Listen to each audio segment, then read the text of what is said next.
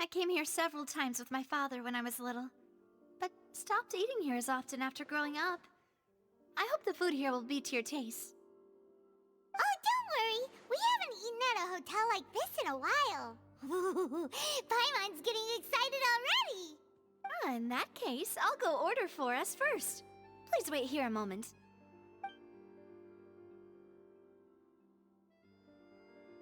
Ooh, everything looks so good.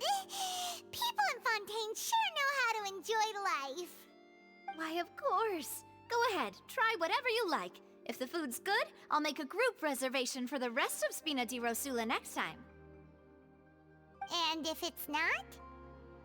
Well, then I'll still bring everyone. Albeit with only one dish per table. You, sure have your own way of doing things. Oh, we called this a farewell meal, but we could also treat it like a victory feast, right? We did just win that case after all. Oh, true. Very true. In that case, boss, we'll have another 2 dishes. Huh? Paimon didn't mean that you had to order even more food.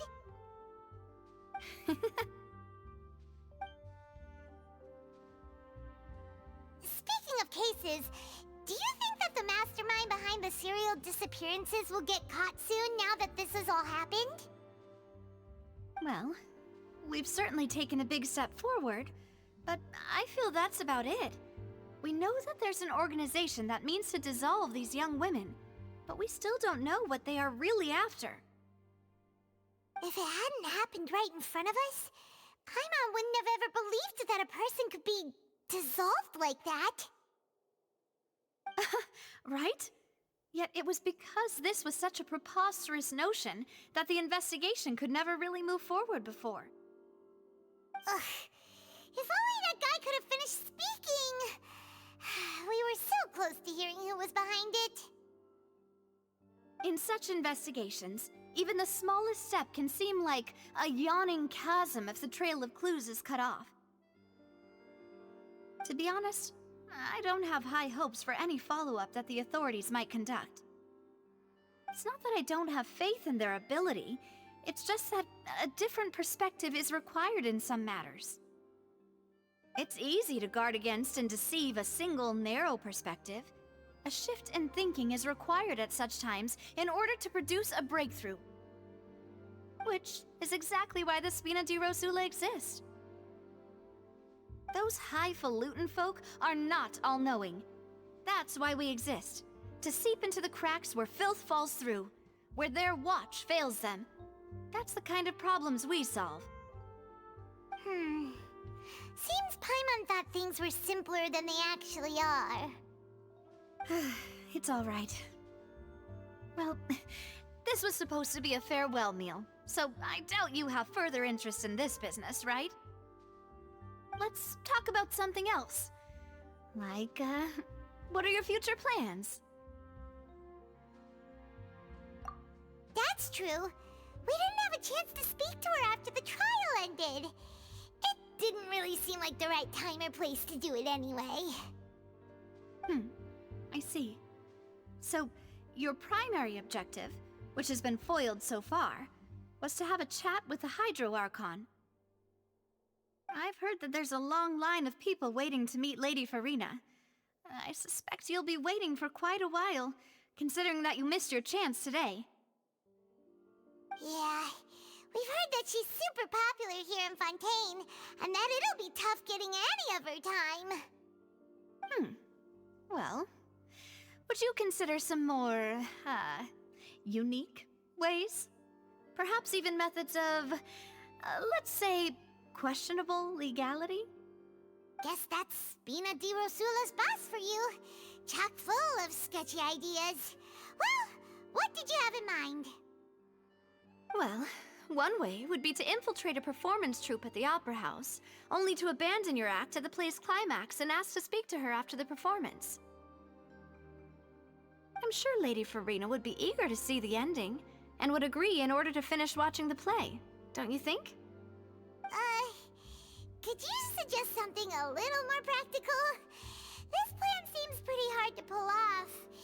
We'd have to go learn how to act, and acting's really hard. All right, here's another. Find a way to conceal yourselves under her bed. Then wake her up in the dead of night and demand answers. Don't let her go back to sleep until she answers all your questions. I can personally testify that this one works. When I'm sleepy, I'll do anything as long as I can finally get some sleep. That might work, but that's not really the problem. The problem is we don't want to get ourselves arrested. Ah, valid point. I overlooked that part. I was just thinking about leveraging a person's desire for sleep. All right, no more joking around. Perhaps you could... Oh, I don't know. Cut the line when she's on a break. You did defeat her in court, clearing citizens of hers from false accusations. False accusations she had nearly upheld personally. I imagine that she feels quite ashamed about the whole thing. You mean that if we catch her while she's on a break, she might be too embarrassed to refuse? Oh, that does make some sense. Why don't we give it a try after this meal? You know, strike while the iron is hot and all. Huh? Paimon, did you drink my Fanta? Was this your drink? Sorry about that. Paimon wasn't really paying attention and the cup was right next to Paimon. Would you like to order another? No, it's fine. We're just about done here. Alright. Honestly, Paimon wouldn't recommend Fanta anyway. It tastes kind of salty and icky. Is that so? Huh. Well, in that case, we'll have to blacklist the Fanta here then. If we're all finished eating, then I'll go pay. Yeah, we're stuffed. Thanks for the treat, Navia.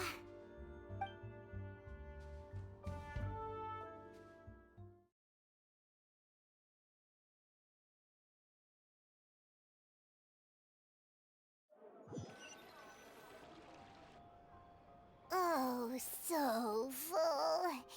Paimon can barely float anymore. Can't you see Paimon's barely an inch off the ground?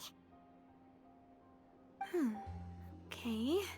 As for expenses this month, we're left with... Hey, Navia! What are you doing over there? Oh, nothing. It was just a meal, you know? Nothing the Spina di Rosula can't cover.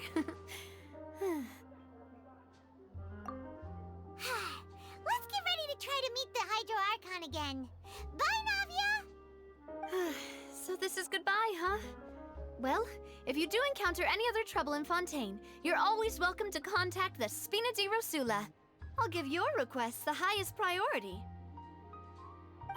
In any case, I wish you smooth sailing. I'll see you again, partner. See ya!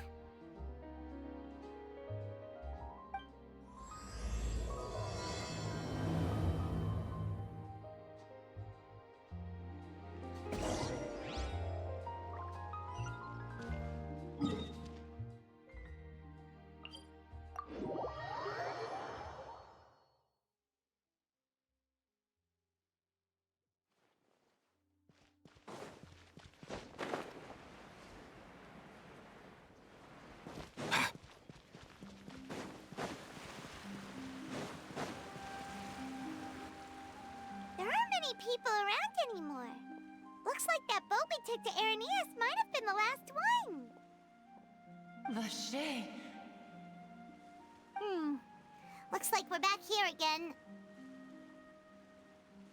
Huh? Traveler? Are you hearing voices again? Ugh. That's kinda spooky. Are you sure we don't want to come back in the morning? Vache? Vache. Hey, why are you still walking towards it? There might be something nasty in the water. Huh? to hear a voice. It's calling for Vache, right? Hey, traveler? Stop walking! Come on, wake up!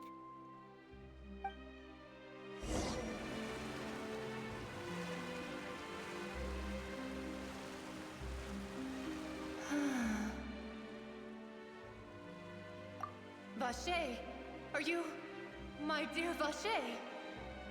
No, wait. You seem to be someone else. Do you know Vache? Do you know where my love is? Wait. Who am I? I'm very sorry. I fear I do not know. My memories feel like they have been washed away like a flood. So many fragments dissolved amidst the tide, never to be recovered. How much have I lost? How many things that I once held dear while on land have I since forgotten? Yes, that is what I was once. But now, I am but the consciousness of one who is lost, therefore. I do not know how I came to be like this either. I only vaguely remember being covered in light blue water, and then all grew dim. I also remember going to many places. I loved adventure, loved exploring places of peril. No matter where I went, Vache would go with me. I knew how dearly he loved me, and I also loved him equally as much. But now, we can no longer go back. The pain of such parting, I never knew how heavy it could be. No, our reunion no longer has any meaning. There is no way for us to create any new memories. The thought of me gives him no succor, so let it lie forgotten beneath the waters. If you meet Vache, tell him not to look for me. Tell him to move on. That is the only thing I still remember. Perhaps that is so, as I was submerged in the waters, losing consciousness. I saw Vache above the surface. His eyes were filled with such sorrow, such longing. If only I could have comforted him, told him that I did not suffer. Indeed, I had felt a great warmth. Is that what you call it? Dissolving? If anything, I consider it a form of release. It was a state of neither fear nor frenzy, with only an endless peace, like the water's still surface. I could also liken it to being a thirsty person who drinks water for the first time, and only then sees how they have lived for so long in a world of endless want and anxiety. I think I hear your companion. It's time for you to go, I think. Farewell, then. I am glad that you were able to sense my presence.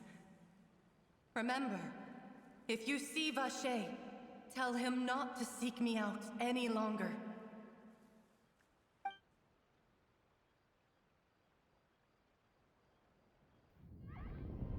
Wake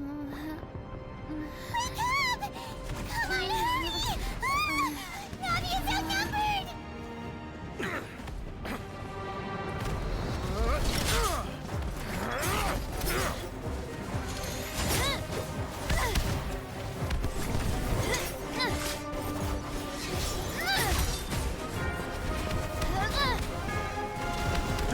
Look out!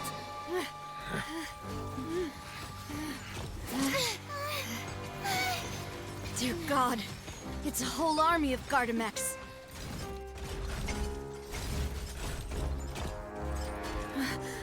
Chlorand?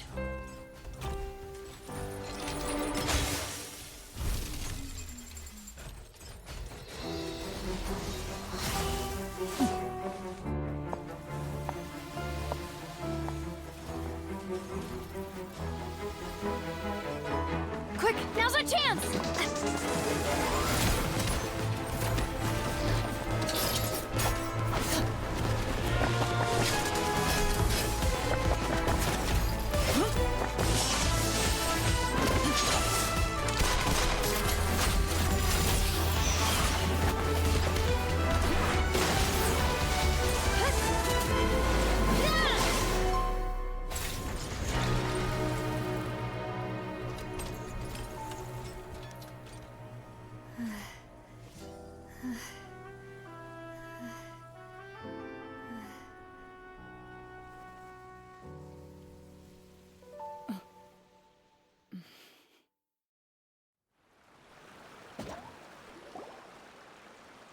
I should thank you for lending us your sword there, Clorand. But before I do so, could you explain how you managed to show up here? I followed you. It seemed to me that danger has followed you more closely as of late. I believe that following someone without their knowledge is actually called stalking, is it not? Mr. Callus's last wish was for me to ensure your safety, and I will not betray his trust. He would do the same, were he alive today. Do not speak of my father! Sorry, demoiselle. I was not strong enough. Thank you for your aid, Miss Clorand, but do keep an eye out for your manner of speech. I believe we all wish to avoid unnecessary emotional harm. Sorry, I did not consider your feelings. Whatever. What else do you know? How did you come to the conclusion that I'd be in grave danger? I doubt I know much more than you, but I believe that the mastermind behind the serial disappearances is very powerful. Your performance tonight will almost certainly attract their attention. I'm sure they've known about me. To be honest, I'm shocked it's taken them this long to act against me. And what about these Gardamex? I thought only those associated with the Maison Gardiennage could control them. None of these mecha have serial numbers. I was sure to check a moment ago. They are not the ones used by the authorities to enforce the law. I can only conclude that some powerful or wealthy party must have obtained them via illegal means, deploying them as a private force of sorts. What? Your point being that they're out of Spina di Rosula's league, then? Yes. Be careful, and do not act rashly. I will continue investigating no matter what. We will bring the truth to light. That's my father's true last wish. Regardless, thank you for your help today, Clorand. But if you get any ideas, tell me first. I don't much appreciate being followed. I do not think that they'll strike again anytime soon. So I shall stop following you. Good day, all.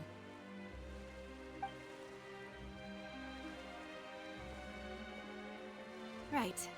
I suppose that's the best news we've gotten today. Demoiselle, I believe that Miss Clorand was being sincere with you. If we tried, we could attempt to thaw relations a little. I know, she's... Oh,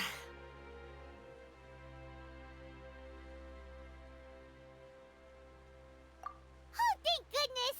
Paimon thought we were done for! Those Gardamex came out of nowhere while you were unconscious, and Nadia and her gang saved us! Oh, and there was that champion duelist named Clorand who came out to save us too! We got lucky there. Paimon probably couldn't have fought them off otherwise. Oh, come now. Forget all that polite talk. That wasn't really a farewell meal we had back there. Not for me, anyway. In truth, I hope that every meal we have together shall be a victory feast. As such, we're still partners. There's no need to thank me. It will take 50 years for me to match Demoiselle's magnanimity. If it were me, I would have joined the Spina di Rosula on account of her goodwill long ago. All right, you two. That's enough. Actually, Navia, how did you know that we were in danger? You sure did show up in the nick of time. Well, to be honest, you're the one who tipped us off, Paimon. Huh? Really? Paimon contributed somehow? Cool, Paimon's even more amazing than she thought! Yes, all thanks to you grabbing my drink by mistake. How did that help? After we parted ways, I was on the way back to one of our bases when I suddenly thought of what you said. That the Fanta tasted kind of salty and icky.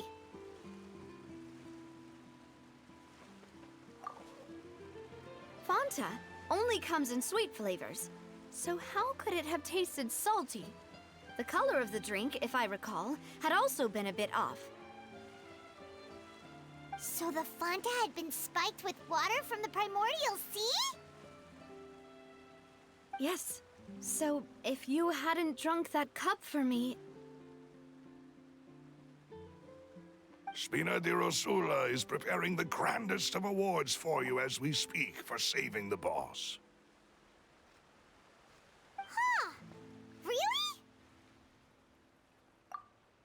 I sent people to Hotel de Boer to investigate, but whoever did this left no trace at all. That's when I figured out that you might be in danger, and hurried here as quickly as I could. But why would they go after us too? All we did was defend Lynei in court and help clear his name. Ugh, now we're caught up in this mess too, aren't we? Well, you did foil a plan that they were probably pretty proud of, and almost got their name in the process. Speaking of which, did anything strange happen when you drank the primordial seawater? Well, it can't be coincidence that the traveler fainted just now. She said that she heard that voice calling for Vache again. Oh, and this time Paimon heard it too, but it was real faint. Does this situation have to do with the primordial seawater then? Does that mean the primordial seawater raises someone's sensitivity to hydro when it's used on people who are not from Fontaine? That doesn't sound like too much of a bad thing, to be honest. New intel? While you were out cold? Well, let's hear it, shall we? Oh, that is important.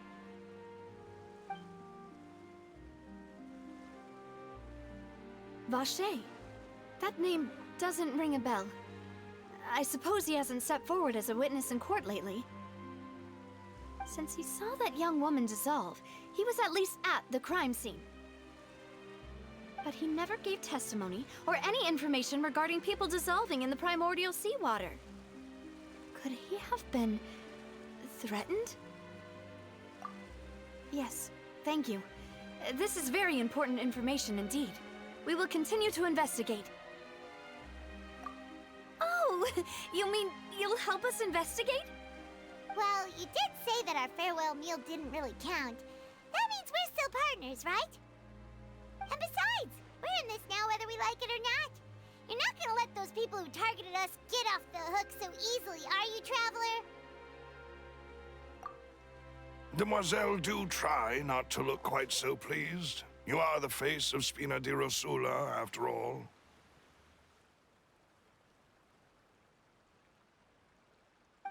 You talk too much. Well, in that case, let's head back to one of our bases, shall we? I'll arrange accommodations for you. We also have some plans to go over, and hopefully we can deepen our bonds as partners. But we'll take that one step at a time, I guess. Don't worry, you two. With us around, our base is definitely secure.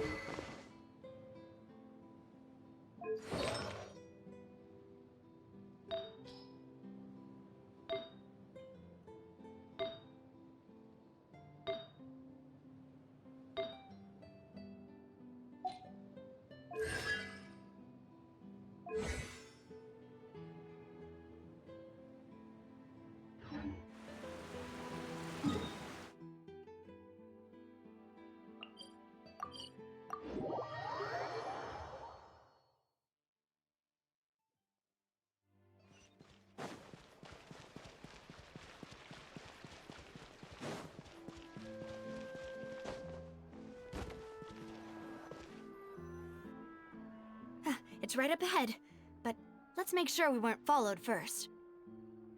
I've been keeping watch, Demoiselle. I haven't spotted anyone suspicious thus far. Huh, very good. But let's not let our guard down for now. I shall find rooms for our respected guests. Thank you, Malus. Now, let's continue, Traveler.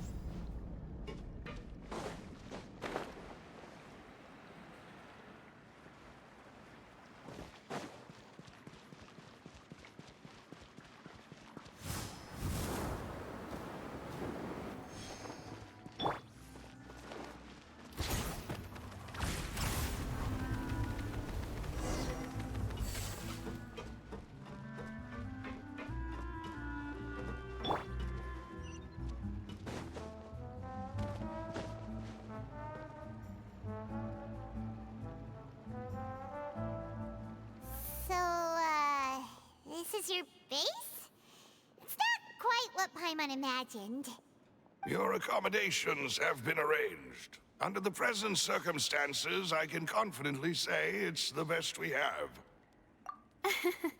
Well, our funds have been a little tight lately. After all, we don't allow illegal or unethical profiteering. In fact, our funds often come from citizenry who support us. Seems like it's tough times for everyone. But if you have the support of the people, that does sound like it's worth it. To be honest, our financial situation was a lot better back when my father was in charge a few years ago. I'm afraid I'm not quite his equal. Your father... he was the previous boss of Spina di Rosula, right? How did he... Demoiselle, if you'll allow me to explain. No. I'll explain it myself. I suppose I couldn't run from this topic forever. And as partners, this is something I hope they can understand. My father's name is Callus. Yes, the same one they call Callus the Unfaithful in the streets. 3 years ago, he was accused of murdering his own friend. But he chose a duel to defend his honor instead of standing trial. He died in the duelist's ring. Oh no. But I do not believe my father was a murderer. I'm sure he was set up. At the time, I believed that if he only stood trial and was duly investigated, something amiss would crop up and prove his innocence. But strangely, he not only requested the duel himself, but rumor has it that even after being seriously injured, to the point where he could be deemed as having lost the duel, he refused to surrender, determined to die in the arena. 3 years later, I still don't understand why he did that. How could he protect his honor if he's dead? If anything, he gave up his chance to defend himself.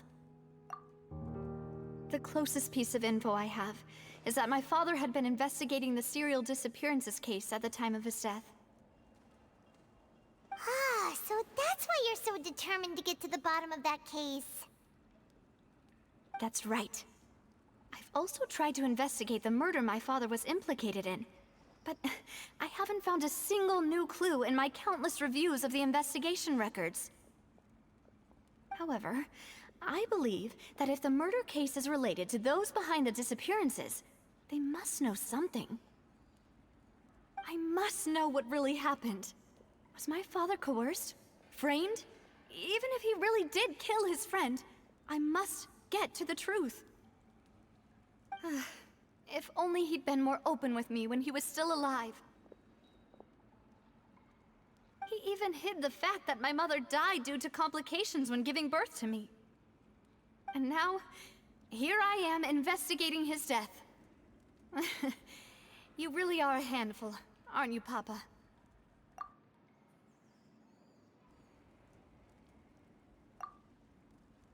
Demoiselle, please, if there is anything I can do, anything at all. I also will never believe that Master Callus murdered anyone. There are none whom I respect more than the two of you, Demoiselle. Master Callus did so much good in life, yet all it took was one murder case for him to be dubbed Callus the Unfaithful. Even our supporters decreased greatly due to that incident, hence our strained finances at present. Wait, if Callus was such a good man, wouldn't people at least be a little suspicious when he was accused? No. Perhaps people just revel in that kind of drama. It's not something exclusive to people from Fontaine, really. Everyone's like that. People love watching the evil turn over a new leaf, but they also enjoy watching good people fall into an abyss from one slip-up just as much. But how could... never mind. If Callus was really falsely accused, we have to find the truth. He didn't deserve to have that happen to him. There is one other thing. Master Callus's opponent in the duel was Ms. Clorand. Oh, her?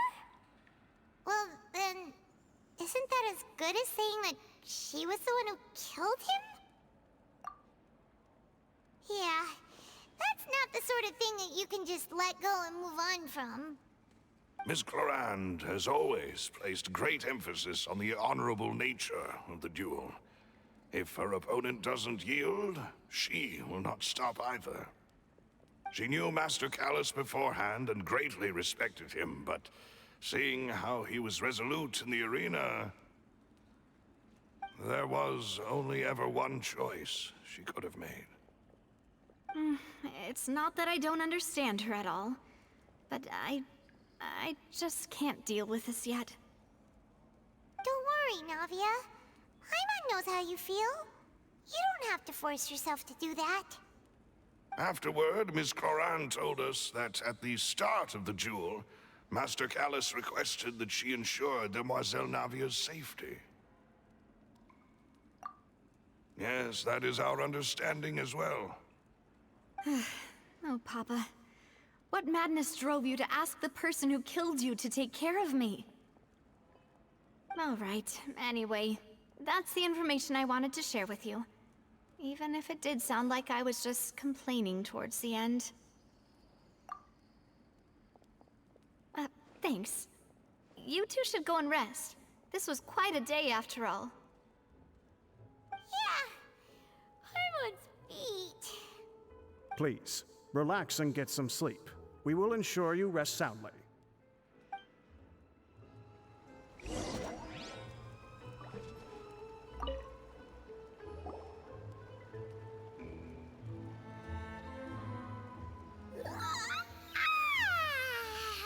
Paimon slept so well. This place feels almost too safe. Huh? Navia? Where did the other two go? I sent them back to Poisson. It's Spina de Rosula's place of origin, and where we have our headquarters. There's not much for them to do here at the moment. Paimon gets the feeling that you're just trying to get them off your back. But never mind that. When did you get back? Were you waiting here the whole time? No, I just returned after going out for a while. I did some investigating yesterday regarding the name Vache. Wait, so you didn't sleep at all? How could I after having such critical new evidence appear? Guess Paimon wasn't speaking for everyone just now, huh? Unfortunately, this name seems to have been wiped from existence. It doesn't seem to have a match anywhere. I suspect that those behind this have already taken steps to hinder an investigation from this angle. But that does prove that this Vache person is a key witness in the incident. Does that mean we're too late, though? No. There is one ray of hope. One place in Fontaine that they would find almost impossible to threaten. no matter how much they wanted to. And that is the archives kept by Chief Justice Neuvillette, a place where detailed files on all the cases in recent years are kept. If the Oceanid you met is one of the young women who went missing recently, we should be able to find some related information there. So Neuvillette maintains an archive of case files? Whew. Guess that's the hard-working Chief Justice for you. In that case, let's go talk to him, shall we? Aren't you coming along, Navia? Did you get tired? No, it's nothing. Let's go see the Honorable Chief Justice.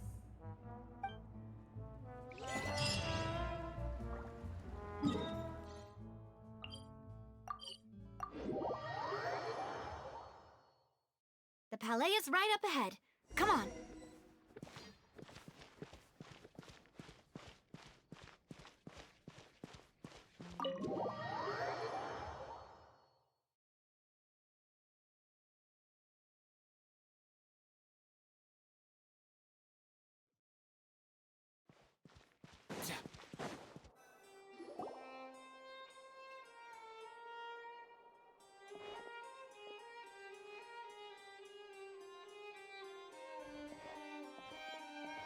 Halt! Please state your business here. The Chief Justice is presently occupied with official matters. Huh. This place does look pretty heavily guarded. Guess that proves that Neuvillette's files are really secure. Hey, don't you recognize us? Huh? Who are you? Just to be clear, I don't care who you are or who you might be related to. Our rules make no exceptions. See? They've got great discipline, too. Yep. Paimon can tell. If you're here just to crack jokes, I can point you towards the exit. Unlike some, we're busy, so please leave if you don't have a reason to be here. No. What I meant to say is, shouldn't you remember us from a few days ago? We were at the trial of the great magician lynei. Oh, yes, I remember. I read about it in the Steambird. You must be lynei's attorneys. It's all coming back to me now. We're here today to report and archive some information on a follow-up case. Huh. Is that even a thing? Of course. Don't worry. We're here on official business. You can trust us. All right then, I'll let you through. The Chief Justice is just inside. Thanks so much.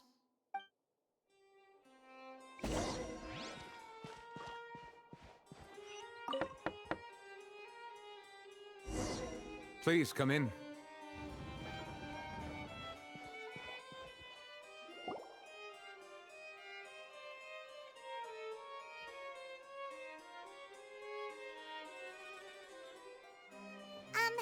Sorry to barge in, Monsieur Neuvillette. We only lied to get in because we didn't know any other way. It's all right. Please let me know how I may be of assistance to you. So you're not mad at us? We're looking for a man called Vacher. He may have been an eyewitness in the serial disappearances case. If we can find him, we may be able to unearth some key information on the case. Ah, I see. In that case, please wait here a moment while I browse through the files.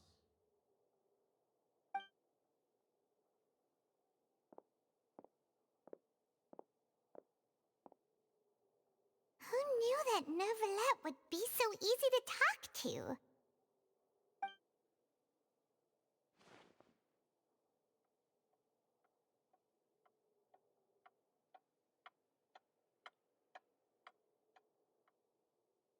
Unfortunately, I'm quite certain that no one by the name of Vacher has been involved in any case, criminal or civil, in the past several years. There are no records of him either in the files or in my memory. Traveler, what if it was really just a dream? Is that so? All right then. Thank you so much, Monsieur Neuvillette. We'll take our leave now. Ahem.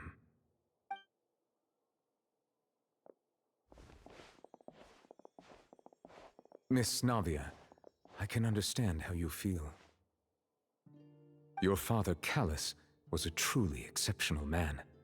We deeply regret his passing.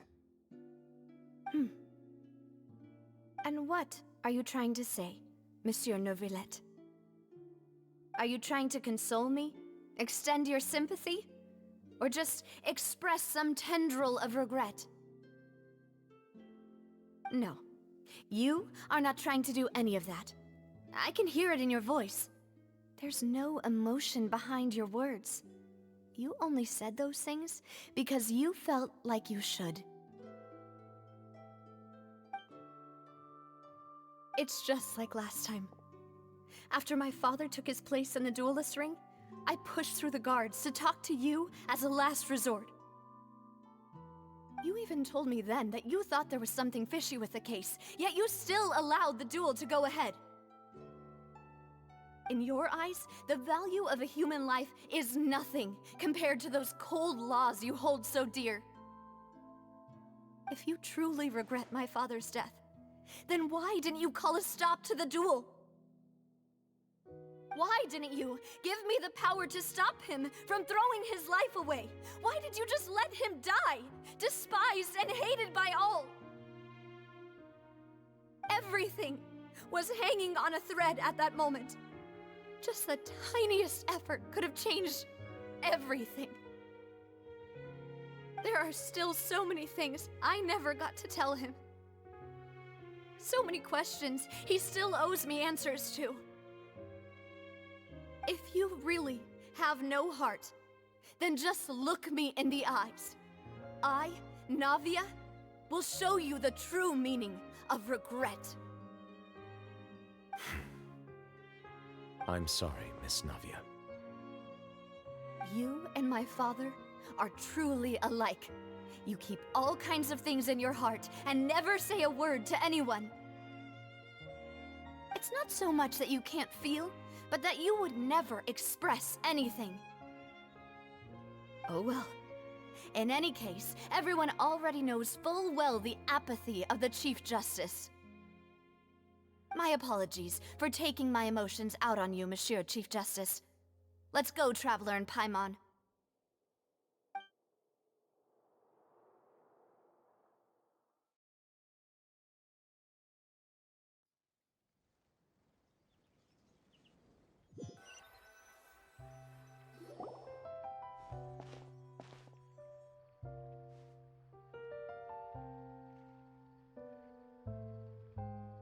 Navia, are you okay? I'm fine. Rain. It's raining. You're right. Wasn't it still sunny when we went into the building? And there shouldn't be any active trials today. How strange. Now that I think of it, on the day my father was convicted of murder, it was also raining. What is it? Did you think of something?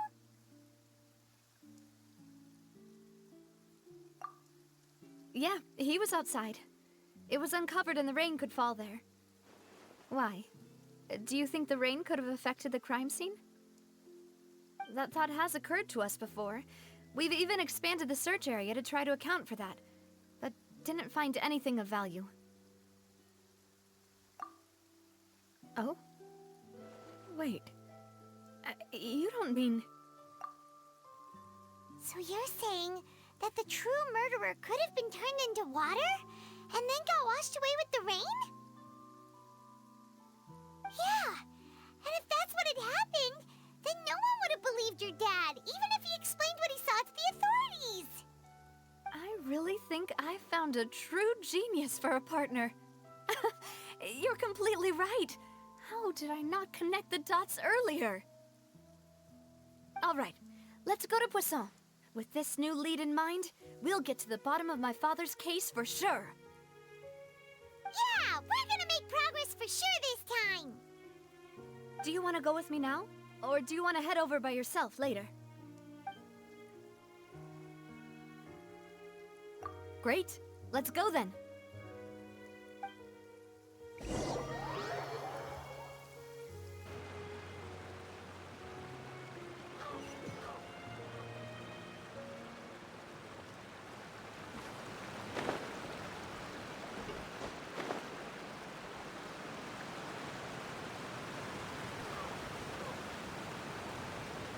Here!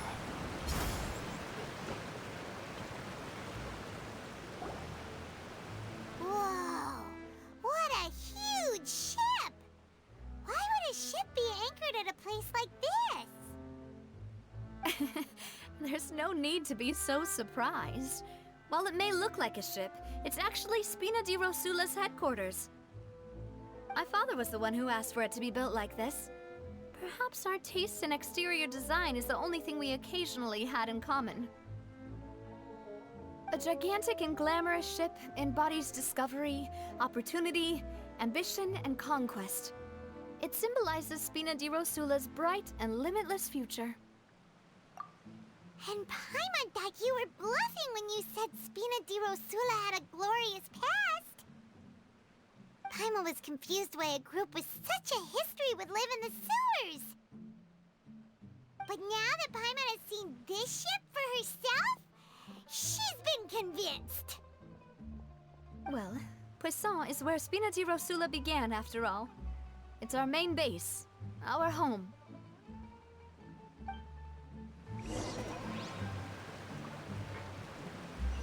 Up and away! Easy now, Kakuku.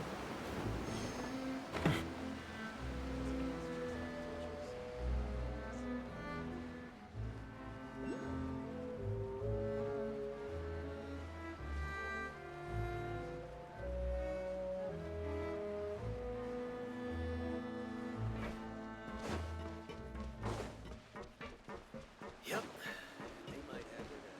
Mind the wind.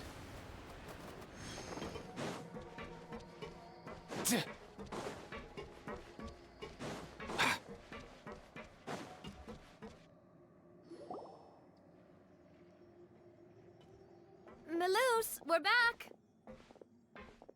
Apologies for the wait, demoiselle, and our most important partners.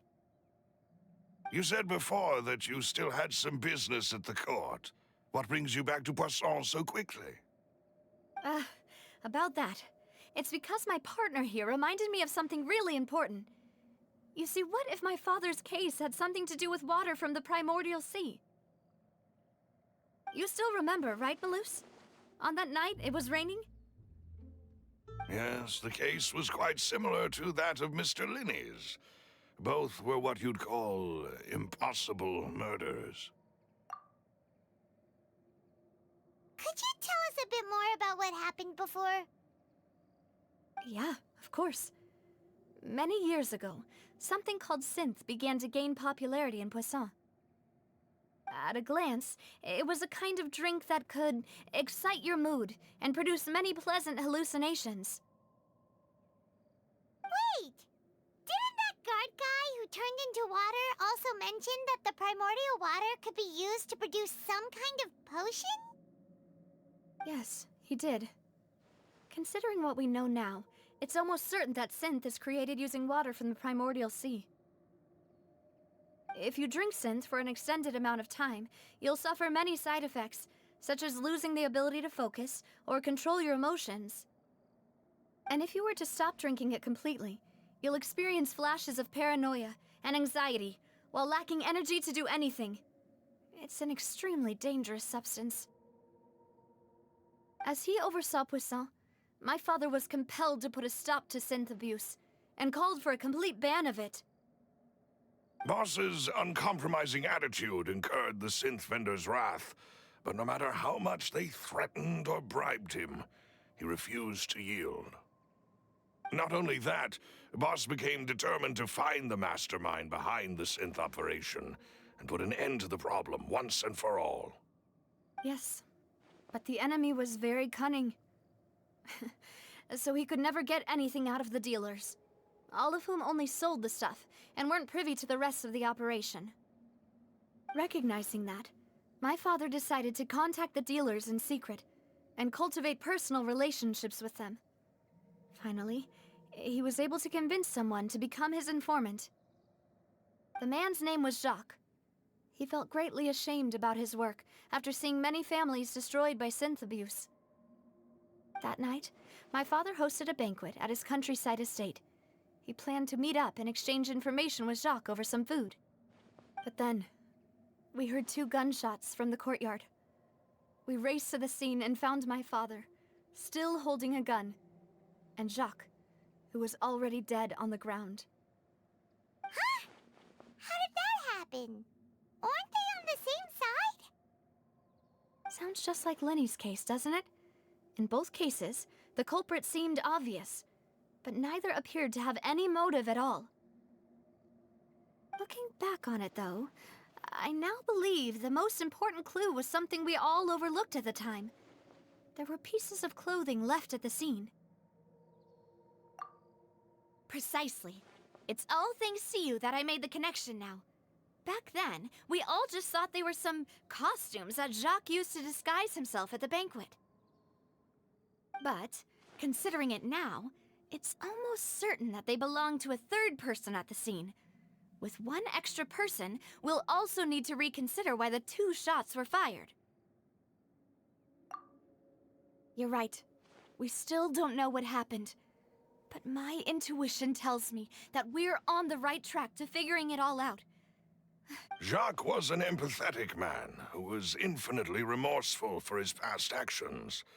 It's unlikely that he turned on Boss with 0 warning. I think this third person is probably the key to the full truth. On that note, however, even though this will not please you, demoiselle, as your and your father's butler, I must still offer a word of warning. Our opponent is insidious and cruel. They are extremely difficult to deal with, and Boss has already lost his life trying to bring them to justice. Even though Spina de Rosula has lost most of its former glory, Poisson has welcomed a new time of peace, and we have been allowed to live out our lives. There is no need to follow your father's path. It would be both wise and in line with Boss's wishes to step back and give up on the case. If that's indeed what he wished for, then he should have told me that himself. Was I not the closest person to him? And yet, I was the one most kept in the dark. What was the point of him dying without sharing any of the secrets he knew? Did he manage to protect anything in the end? Synth is still here. Callus the Unfaithful is still his epithet. And Spina di Rosula is barely getting by. Nothing has changed.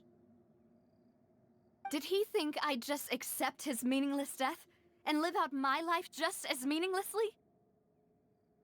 I've never accepted that, ever. Not since that day, and certainly not now. I want to find out the real answer for everyone's sake. For the missing girls, for the victims, and for myself. Navia. This is indeed the best moment to act. Your partner appears to be quite reliable, and more importantly, demoiselle, I think you're also ready to take this on. So you do know something else, Malus? Yes, I do. In fact, even before that banquet, Boss already knew of the connection between Synth and the serial disappearances case. But what drove all the tensions to the boiling point was the revelation that you, demoiselle, had been selected as the next target to disappear. What? Boss also didn't tell you that he had been diagnosed with a rare illness. The doctors told him that he had no more than 5 years left to live. And the serial disappearances case caused him great anxiety. 5 years was nowhere near enough time to resolve this long-standing conflict, But once he passed away, all the danger would pass on to you. Knowing all of this, he decided to use one final intimidation tactic before his death. He claimed to have already gotten his hands on some key incriminating evidence for the other side, and even told some members of Spina di Rosula about the details. But as long as you remained safe, he would not share the evidence with the public. If something were to happen to you, then he and all those he told would immediately expose all they knew about Synth and the disappeared victims. Right, so nobody would be able to get off scot-free. As we've seen, Boss's tactic has worked. Even though Boss has been gone for a long time, the other side has not tried to take Demoiselle's life. No, I don't believe it. He never appeared to look sick to me. No father wants their daughter to see them weak and haggard, especially someone as proud as Boss. To him, dying in a duel and suffering lasting dishonor as the unfaithful were still far preferable than losing face in front of his daughter. So he chose to die in silence, so that he could protect me. I'm afraid you're not understanding this correctly, Demoiselle. What Boss wanted to hand to you was not a parasol, but a sword. If Boss's spirit could hear you telling me that you want to find the answer for the sake of everyone involved, I'm sure he'd be extremely proud. That fool. Couldn't he have just given it to me straight? No. He might have set up everything precisely because he never thought I'd be able to understand him. Is that the amount of confidence he had in me? And what if I was never able to make it to where I am now? Yeah. I suppose that's true. With the way he'd set things up, if I had wanted, I could have just lived out my life without a care in the world. But thankfully, he rarely talked to me about complex matters, and thus understood little of me as a person. In this case, he really didn't need to give me an easy way out. Malus, what was the key evidence that he shared with you? It's the location where Synth is produced. Essentially, it's the enemy's headquarters. When he was threatening the enemy, Boss didn't share the specifics of the incriminating evidence he found. But if you want to use it against the enemy, you'll still have to take several things into consideration. Why? If we know where the place is, can't we just go storming in? You mustn't forget that we're fighting against a mysterious and dangerous organization that's been in operation for decades. There's no telling what might be lying in wait at their headquarters. We also have no idea what kind of evidence we may be able to find inside, nor what people we may be able to capture. But a single visit to their headquarters would be tantamount to a formal declaration of war. The worst case would be that we leave empty-handed, but also open ourselves up to full retaliation. Then, in that case, why not work with the Fontaine authorities? Well, you saw one of them dissolve during Mr. Lynei's case. We have no idea just how thoroughly they may have been infiltrated. Huh. That's true. Seems my father really had no choice. But things are different now. It should be a lot easier to prove the other side's guilt, now that we've connected Synth with the disappearances case. You sound like you've put a lot of thought into this, Malus. I am the butler, after all. I live but to serve the boss and Demoiselle's will. I've always been willing to take on any kind of risk for your sake. But considering my relative lack of ability, I've spent my time keeping secrets, performing basic investigations, and waiting for the right time to come. Thank you for all of that, Malus. Have you discovered anything new in the past few years? Let me think. One conclusion I came to was that the enemy must be quite familiar with Spina di Rosula, or at least have an informant planted here. When I announced orders to the organization's members on Demoiselle's behalf, I used to deliberately keep a few people in the dark and observe the reactions of the synth vendors. If the vendors didn't change their plans, then the individuals informed of our orders must be innocent. If the vendors packed up and fled, however, then someone must have given them the news. After several rounds of testing and investigative tracing, I've narrowed the suspect list down to 3 people. The first is Florent, Spina di Rosula's senior advisor. Huh? Florent? Yes, surprising, isn't it? He was one of the people Boss trusted the most, which also means that he was someone who understood Boss really well. Thanks to his position within Boss's innermost circle, he always knew our upcoming plans and could thus avoid capture this whole time. There's someone else like him too. Marcel, the head of Confrérie of Cabrières. Uncle Marcel. It's a guild in Poisson. Boss helped it to grow to its current size and prominence. In the beginning, they were only reselling some daily goods, but now they're one of the richest guilds around, with a lot of business connections in the city. So, they're like a sister organization of Spina di Rosula? Yes, you can say that. When we were fighting against the synth dealers, they provided us with plenty of support. It's a bit difficult to imagine someone using their own money to hunt down themselves. The final suspect is Thierry, the man responsible for coordinating information between Spina di Rosula and the guards. Although the guards mostly leave us to our own devices, there are still many activities we have to report to the local authorities. Since Thierry is always in the know about our current activities, he could theoretically always plan one step ahead. I see. These are all people who I communicate with quite regularly. To think that the enemy we've been fighting against has been right next to me all along, among those I trust the most. It's almost too hard to believe.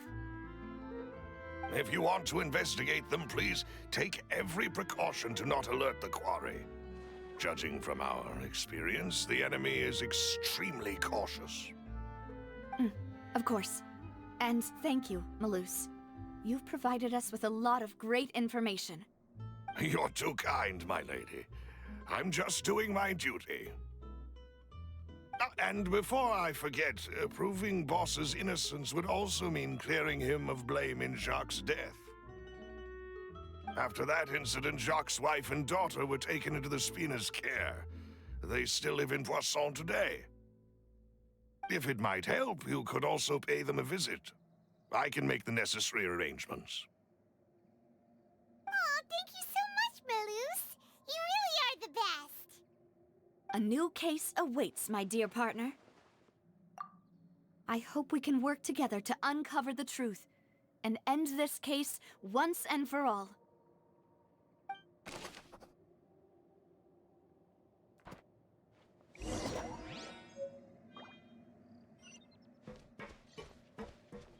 Off and away!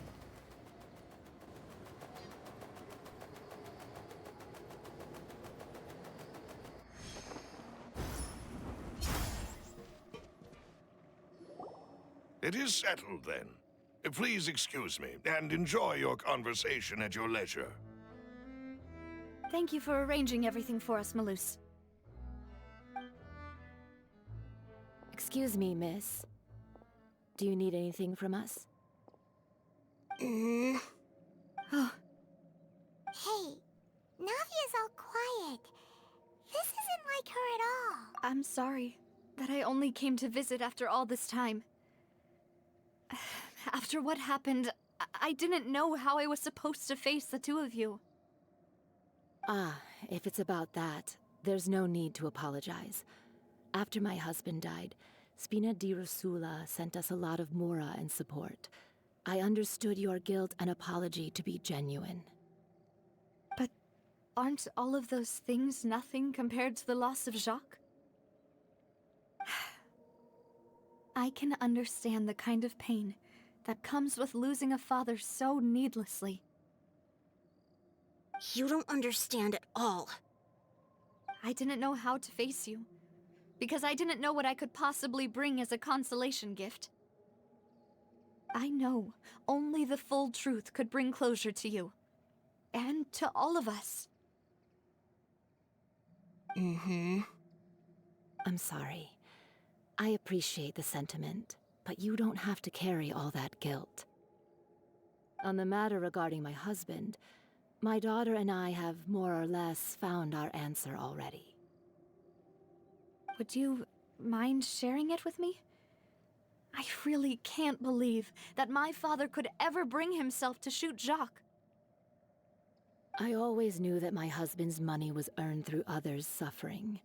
He told me countless times that if he could turn back the clock, he would never go into the synth business again. He had many regrets, and felt that he took the idea of providing for his family too literally. For the longest time, he thought mora was everything. So when Mr. Callis came to him with a proposal, he accepted it almost immediately. He tried to be as careful as he could, but even so, he was still found out by the higher-ups. They found out about his betrayal? Papa didn't say that exactly, but Papa did tell me that I should never be ungrateful. Before he left that day, he told me that he had no choice. It was only later that I realized it was his final farewell to the two of us. I don't know that for sure, but you could say that's the conclusion I eventually came to. Which is why I'm the one who should feel guilty. Callis had always taken great care of us, both when he was still alive and after he passed away. Even if he fired the shot that killed my husband, it was likely in self-defense. It is impossible for me to hate him for what he had done. But Mama, why is Papa still the bad guy if he did the right thing? Papa always wanted to be a good man, so why did he have to do a bad thing in the end? Well, things aren't always as they seem. You still feel like your papa was a good man, right? Yeah, Papa was a really good man. The best in the whole world. Then you should hold on to that. If a good man had to do a bad thing, then he must have had his reasons. Regardless of whether he left you a parasol or a sword, he must have done so to give you a better life. Oh. Thank you for everything you've told me. I will definitely find the truth. The current state of things is not something I'm willing to just sit back and accept. Thank you. I'm very grateful to hear this from you. Even though your personality is quite different from your father's, your determination when you speak is really similar. You really think so? That's the first time anyone said that to me.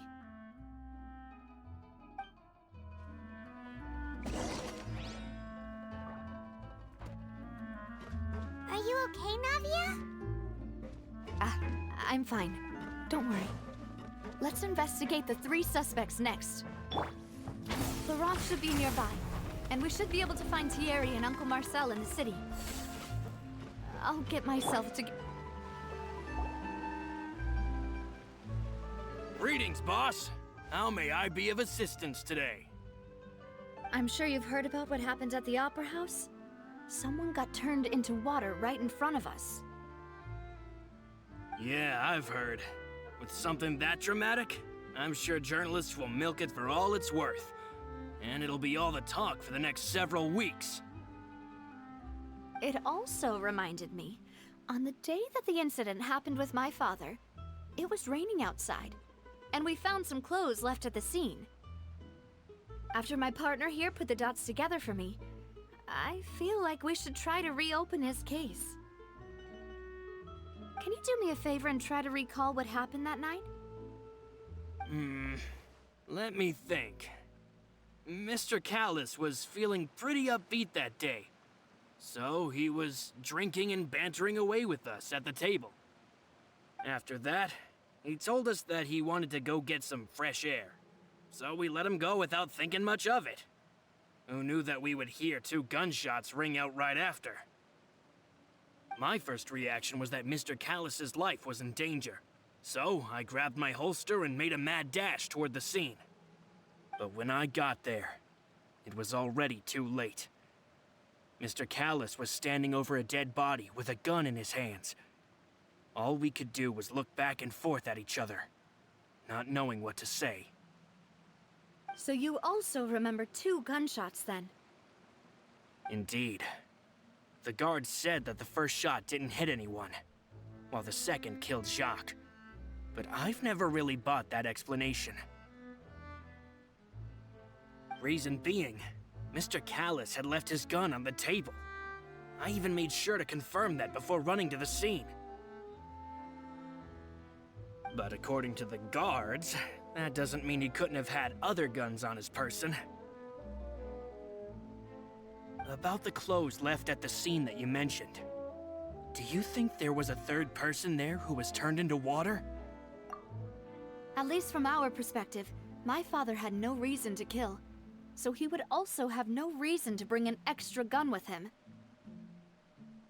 The gun he was holding probably belonged to Jacques, or a third person on the scene.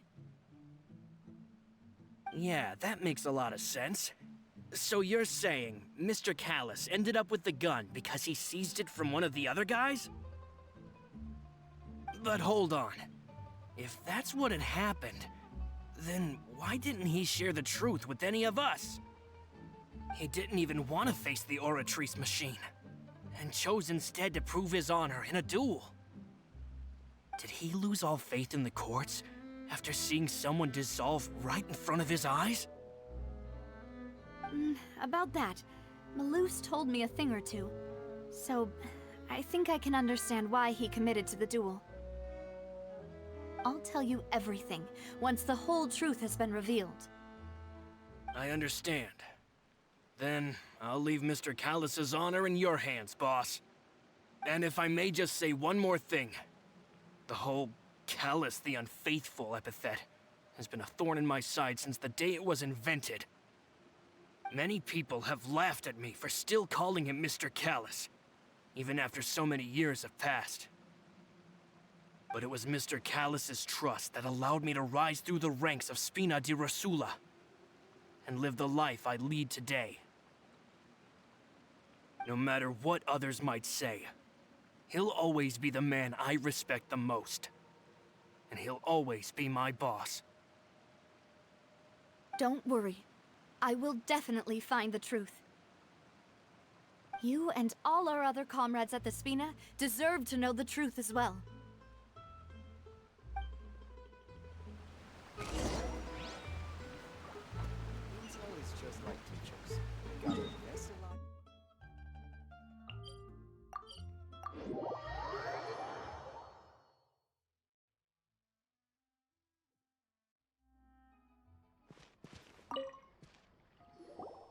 Hey, Thierry, it's me. Oh, now, what brings you here, Miss Navia?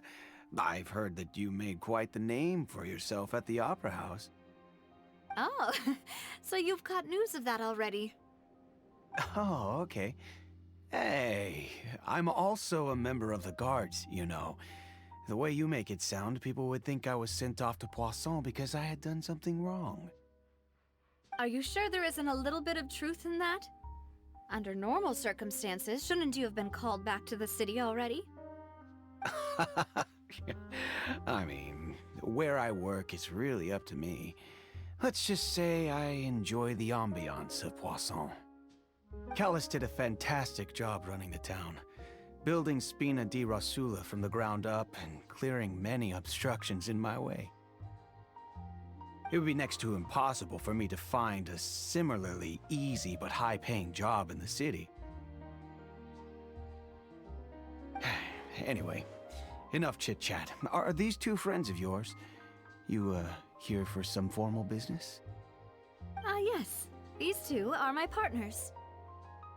What happened at the Opera House made us realize that Lynei's case and my father's may be related. We're trying to reinvestigate the details of my father's old case. Ah, I get it. You think there might be more to the case now that we know people can be dissolved into water, right? I was also flabbergasted when I first heard of it. If you want to go through the original files from your father's case, I can help you look for them. That'd be much appreciated. Thank you. Actually, I have another question. Do you have the authority to dispatch Gardamex? Of course. Without them, I couldn't possibly handle Poisson on my own. Why do you ask? We definitely can't use them to forcefully get more evidence for your father's case.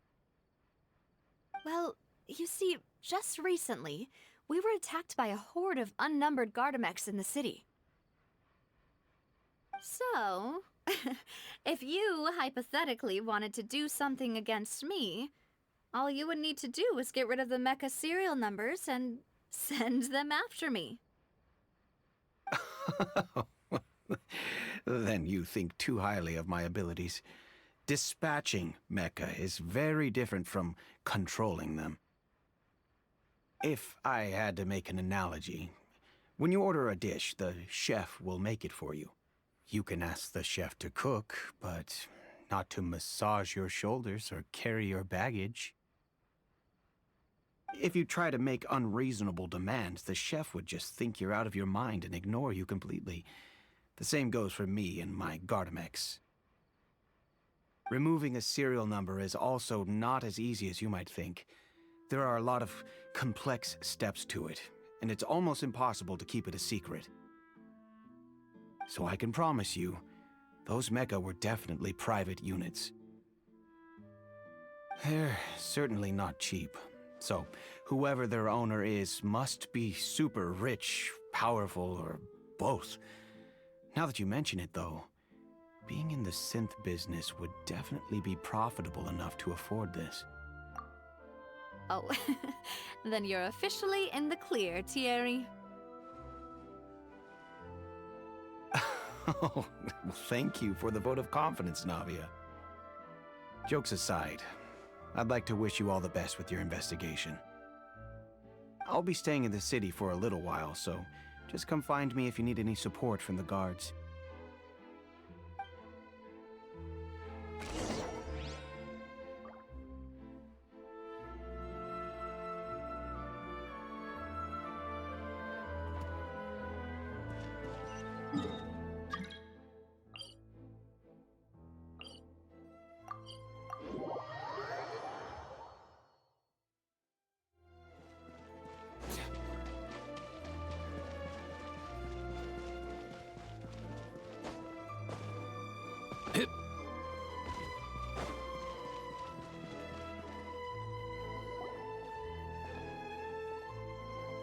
Hello.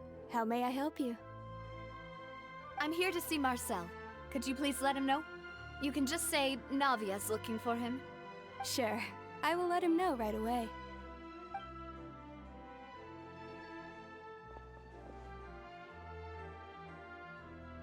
Navia, hello. Sorry to keep you waiting. I'm not as young as I used to be, so my legs are giving out a bit. Oh, it's all right, Uncle Marcel. There's no need to stress. I just wanted to talk to you briefly about what happened in the Opera House.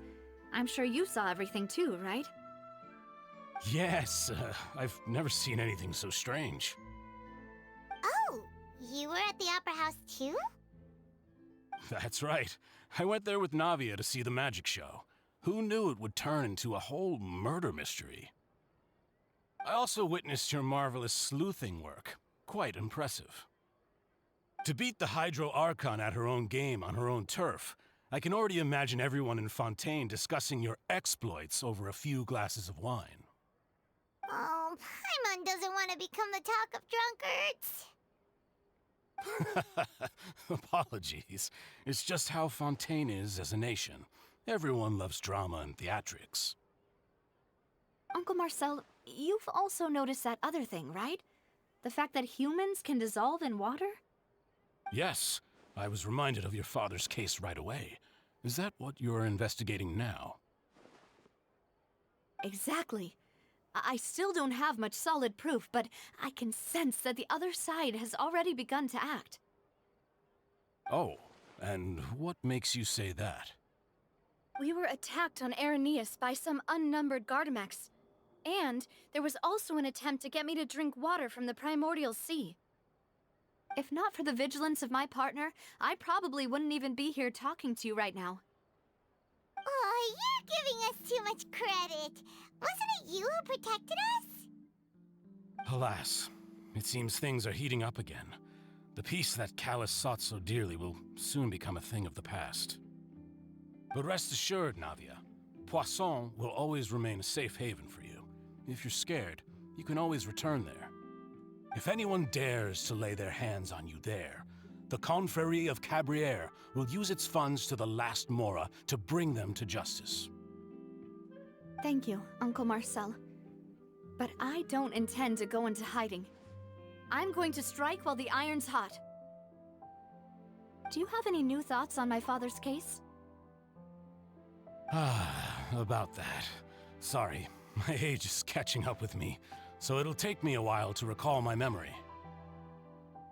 The Confrérie was responsible for that banquet, so I was out and about the whole time making sure things were running smoothly. I didn't even have the time to drink with the guests. Then I heard the sound of a gunshot, and the rest was history. Oh, it's okay. No need to push yourself.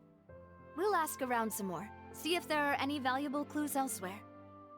Sounds good. Just let me know if you ever need Mora. All my wealth comes from Callus's patronage and support. I'll spend however much it takes to clear his name.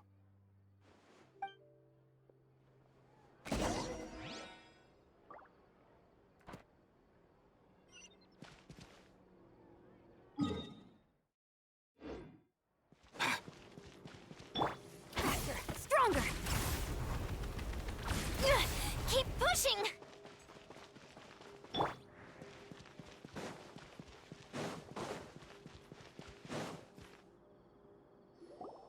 We've talked to all three suspects, purely based on their conversations with me.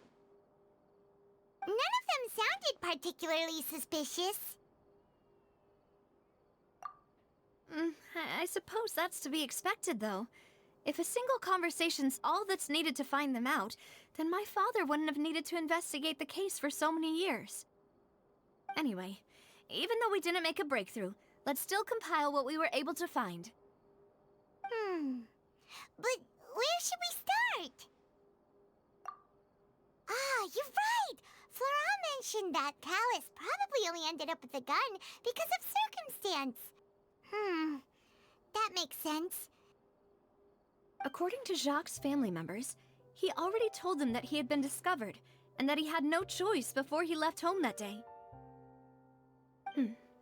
If I had to guess, he probably received an order from the synth boss to kill my father. Had he refused, he and his family's lives would have been forfeit. So, Jacques fired the first shot? Oh? And why is that?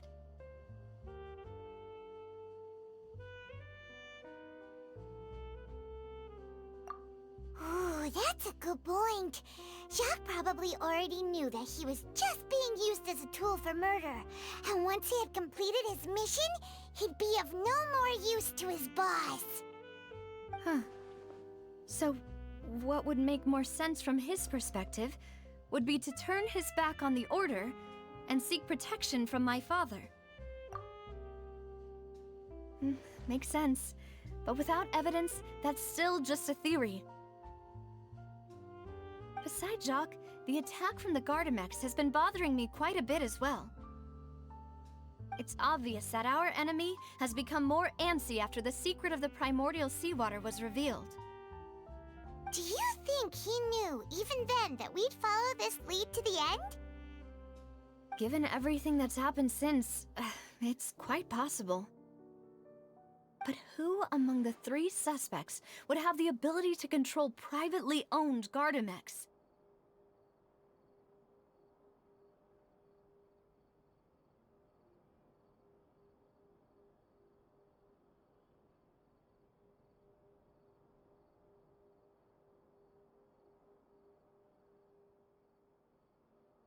Uncle Marcel? My father did really trust him. And they worked together on a large number of projects. Maybe that's how he got to know Jacques.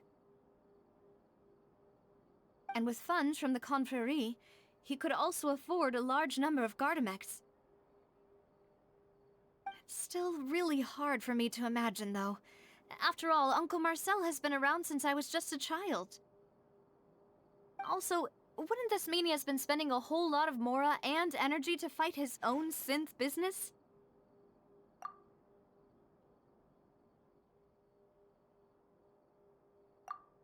Florent? It is true that he was closest to my father, and thus had the best chance of learning about his dealings with Jacques. But as Spina di Rosula's advisor, his work mostly deals with personnel and security, so he shouldn't have much means when it comes to finances. So you're saying he's too broke to afford a mecha army? Exactly. He can't. And even if he could, I don't think he would be able to dispatch a whole group so quickly. Thierry, you say? Huh. It is possible that he's figured out a way to convert the Gardamex for personal use. But I didn't feel like he was lying when he was talking to us about the mecha. I also don't think he'd be able to keep that kind of tampering under wraps. Yeah, had he actually tampered with the mecha, we'd be able to prove it with a simple check of the guard's inventory. If the mecha were taken from the guards, it should be pretty easy to find out when and how that happened. Who could it be?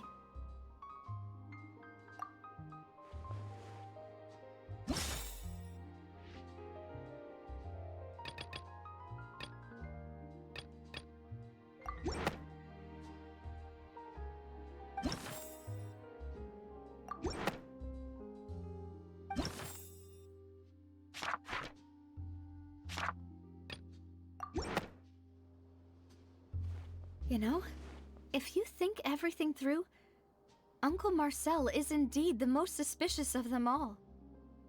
Could we be missing other suspects? Malus didn't know about the people turning into water thing when he narrowed it down to these three, did he? Malus has always been very reliable, and his judgment of others' trustworthiness has been fair and well considered. When he laid out his case for the three, the rationale he gave me made a lot of sense as well. The suspect is knowledgeable about the Spina's internal affairs, has the means to dispatch Mecha to assassinate us, and possesses significant intellect and foresight. Even if I don't want to believe it, I'm starting to see how things could all tie back to Uncle Marcel. Well, we still have another trump card on top of all the theorizing and speculating. Yes, Malus did say that charging straight in there would be extremely risky, but we don't have any other options right now. We need far more solid proof before we can hope to go charging in on our enemy. Navia, here you are. Oh, I've been looking for you. Huh? Aren't you the guy from the guards? Did something happen? Yeah. News came from Irenaeus just after you left. We've got another trial on our hands. Wasn't that place built specifically for holding trials? What's so newsworthy about this one? I know. but they said the person they're putting on trial is a Fatui harbinger called Tartaglia. What? Is that someone you know? Yeah, we know him. Maybe even a little too well. Well, he's been accused of being the true culprit behind the serial disappearances case. It's absurd, don't you think? Wait, how? None of our investigations have had anything to do with him. That's what I thought was strange about it, so I came to tell you the news right away. If the charge against him stands, then it'll be next to impossible to get the guards to support any of our planned investigations. Right, because they'll think they've already found the culprit.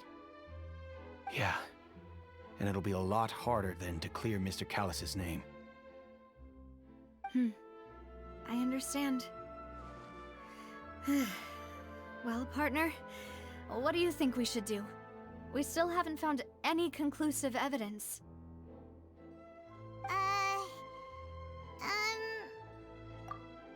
Huh? Split up? What do you mean?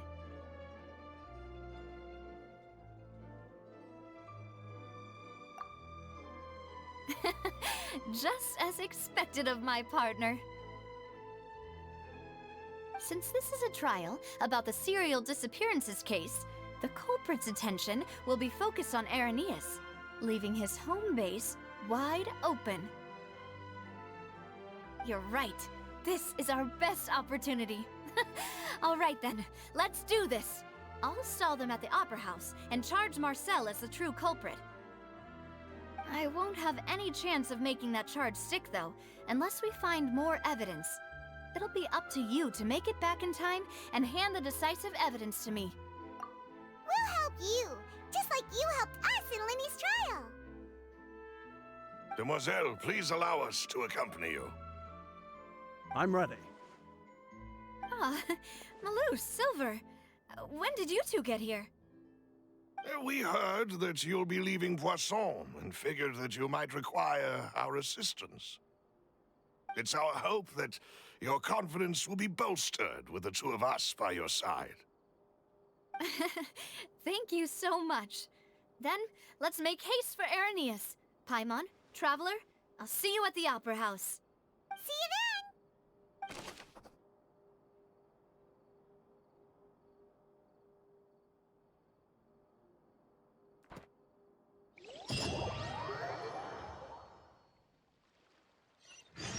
Now that Navia has set out for Irenaeus, we should also get going. The location has already been marked on the map, so let's head over.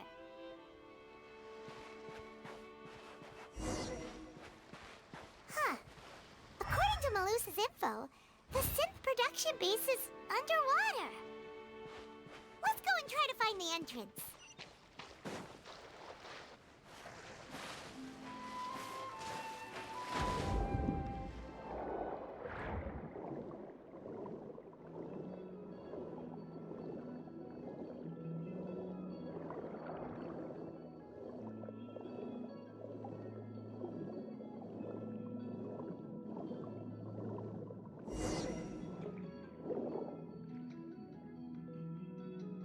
Finally found it!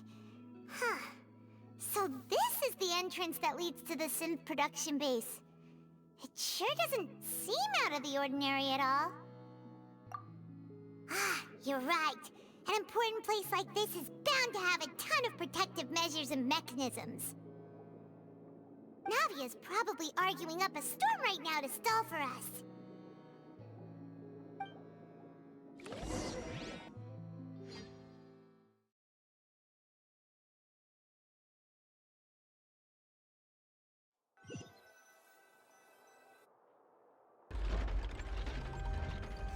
It would appear that I must repeat my question again, Mr. Tartaglia.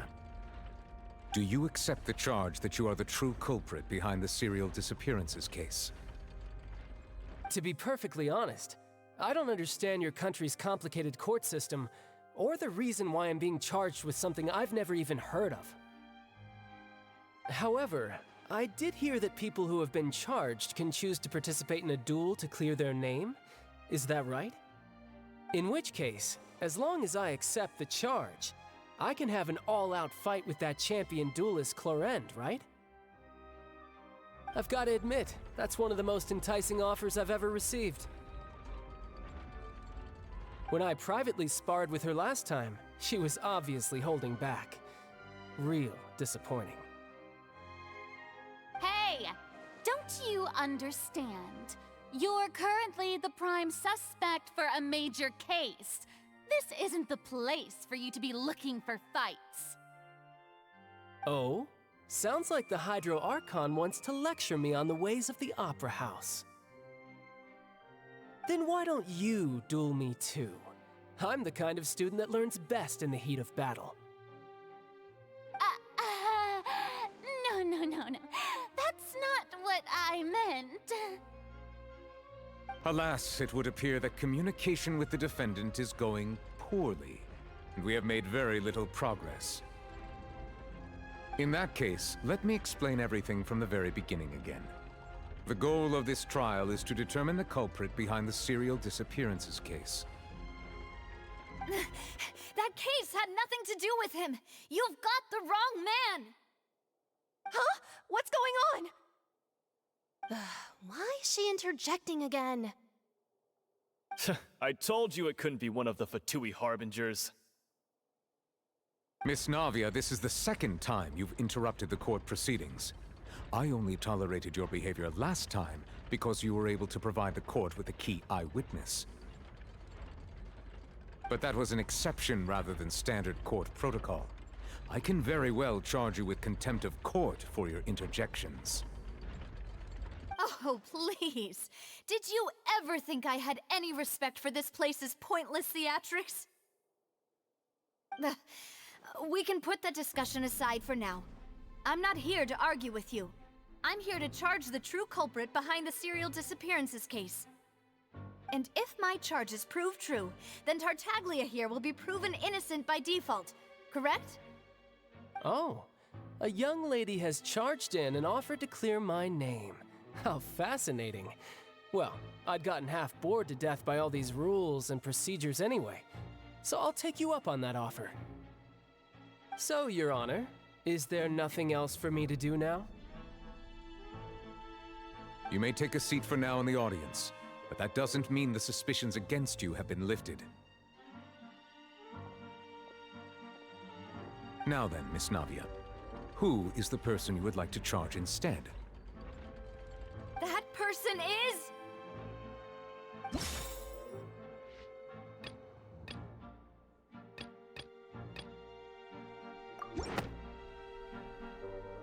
Marcel, the head of Confrérie of Cabrières!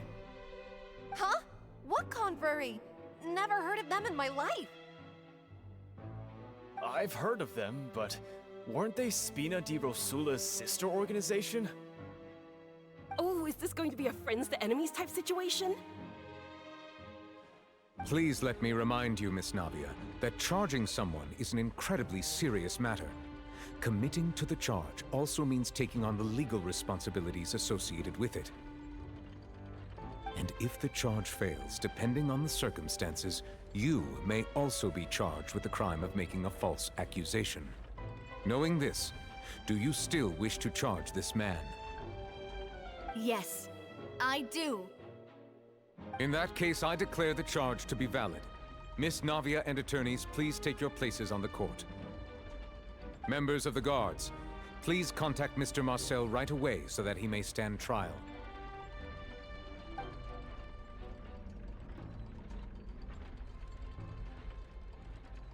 Mr. Marcel, you will not require an attorney. Is that correct? Apologies. It all just happened so quickly. I still haven't figured out what's going on. I think an attorney won't be necessary. This is probably just a misunderstanding between me and Navia. Very well. In that case, since both sides have now arrived, Miss Navia, please present your charges. I would like to take everyone back to 3 years ago, to the case of Callus the Unfaithful. Only through elucidating what really happened in that case can we connect all the dots for the serial disappearances case. Navia, Do you really think that I was the one who killed your father? Come on, why would I do that? Callus was my benefactor, and remember, both you and I only ran to the scene when we heard the sound of a gun. If that's enough to make me a suspect, wouldn't that make everyone at that banquet a suspect as well? I think there's no point in getting into the specifics right now. The audience doesn't even have the big picture yet. Even I'm struggling to remember some details of that case.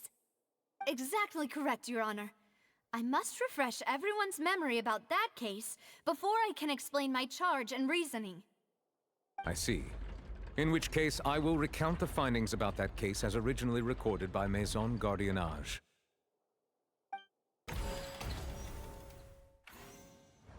On the day of the murder, Spina di Rosula hosted a large banquet in a countryside estate owned by the Confrérie of Cabrières.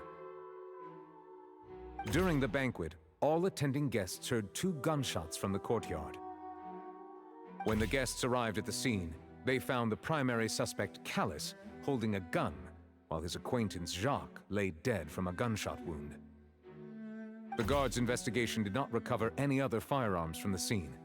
As a result, they concluded that the suspect's first shot must have missed, while the second must have taken Jacques' life. The suspect did not dispute this conclusion, and also declined to defend himself in court. Instead, he chose to prove his innocence through a duel. Callus was defeated by champion duelist Clarand in the ensuing duel, and soon succumbed to the injuries.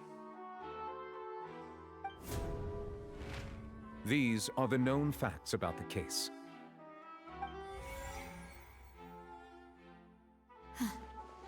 The one with the motive to kill was Jacques, not my father. And, in truth, the third person shot Jacques first, and was shot in turn by my father when my father seized the gun from him. After that, the true culprit turned the third person into water, erasing all traces of him from the scene. Thank you for the summary, Your Honor. Of course, the guard's conclusion appeared quite sensible to us at the time. However, we should revisit the case now that we've gained new information about the abilities of water from the primordial sea.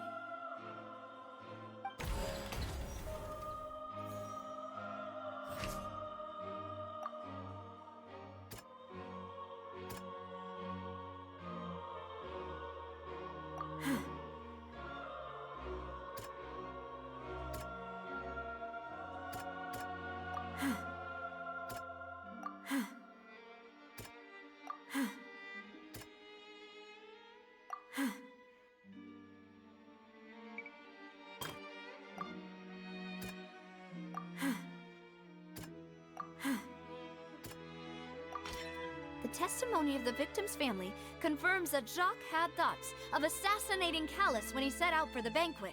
However, in the end, he reconsidered, and instead shared everything with Callus, hoping to seek the latter's protection. Unfortunately for Jacques, the true culprit had already considered this possibility, and had sent out another assassin.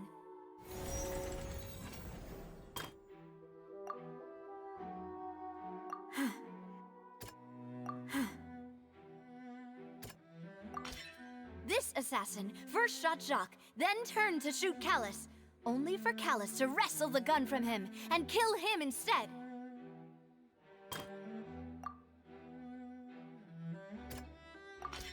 A pile of clothing was found at the scene. The guards once believed they were used by Jacques as a costume to disguise himself. But now, it is clear that the clothes were proof that there was a third person at the scene, and that they were turned into water after committing the murder. Since it was raining that day, the culprit was confident that they could use the rain to wash away all traces of their dissolved accomplice. Realizing this, the true culprit caused the hired assassin to dissolve into water, leading everyone to believe Callus was responsible for Jacques' murder. This is the true version of events.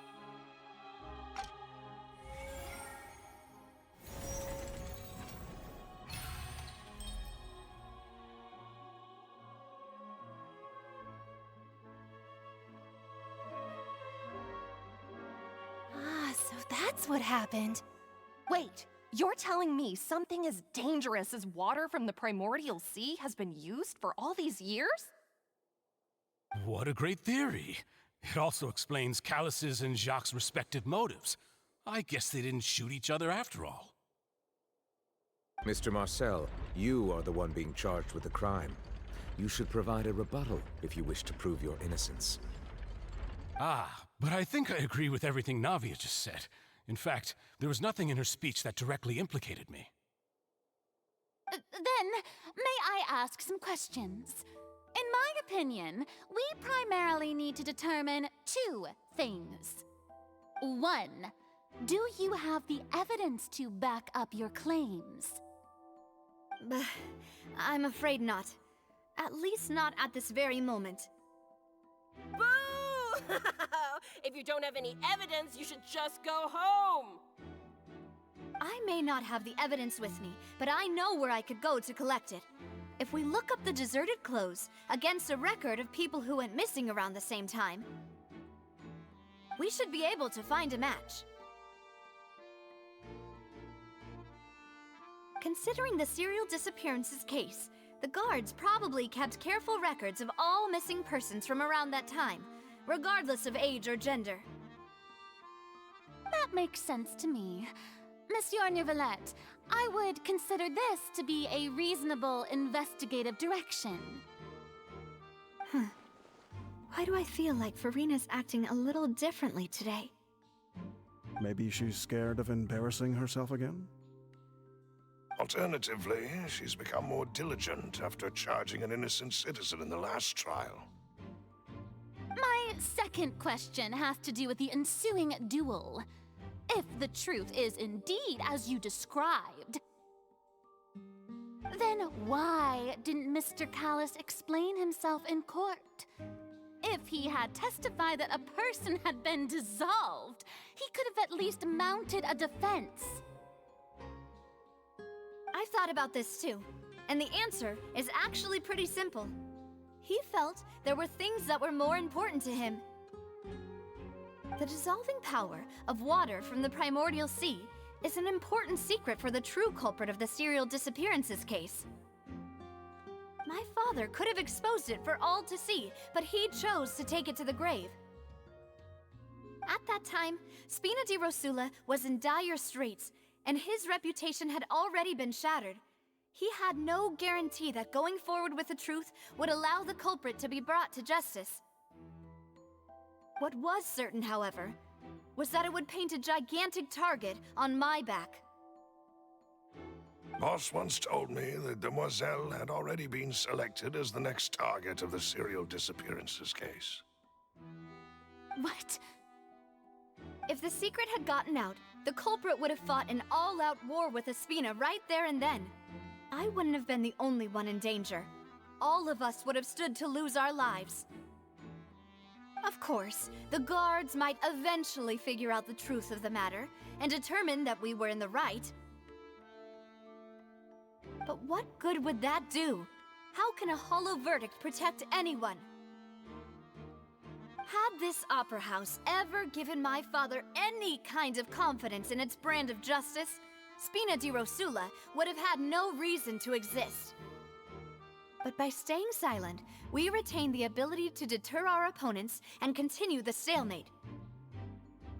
I was able to become Spina di Rosula's president, which made me harder to target, as well as giving me more time to grow and learn.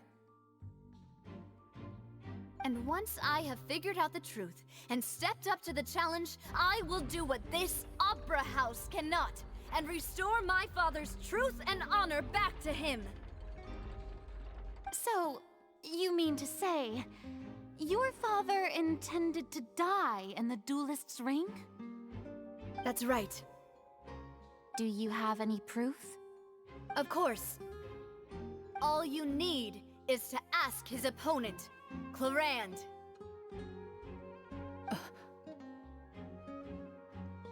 I don't need your apology, your guilt, or your support from the shadows. You don't have to do anything for my sake. But since he entrusted his will to you, Clarand, you should tell us the truth about his sacrifice. So, during During the duel, did you believe that Callus was intending to die? Yes, I did. As a champion duelist, I've fought many battles and taken a countless number of dishonored lives. In my line of work, I've seen all kinds of people give their all for the faintest hope to continue living. Some were determined, others passionate, and some even manic and twisted. Just one look and I can tell if a duelist is hoping to live or if they're looking to die. I hereby swear on my name and honor as a champion duelist that Mr. Callus never intended to leave the ring alive. Since that's your testimony, I have no more questions. It appears there really are good grounds to reopen this case. I concur. However, Miss Navia, you still have not explained the link between your father's case and the serial disappearances case. Right? What she said was fascinating, but kind of beside the point. Wait, weren't they just talking about the serial disappearances case? Of course, Your Honor. The two cases are connected via a matter of timing. In my father's case, the culprit intended to kill both Jacques and Callus. As a result, they planned to act after hearing 2 gunshots. And at the end of Lynei's trial, the culprit also only dissolved the victim in front of everyone because they realized they were at risk of being identified. The culprit could only time their actions so precisely if they were already at the scene. Coincidentally, Marcel attended both the banquet and the trial. So that's why you suspected me. Even after hearing your reasoning, I still can't help but find it a little preposterous. I'm used to it, though. You've always been an impulsive and sentimental child, Navia. It's one of your most endearing traits. No need to appeal to pathos. I won't try to refute your points one by one, but even if everything you just said was true, can you prove that I was the only person present at both events? On top of that, does a person have to be physically present to control the timing? Can't someone remotely monitor the place?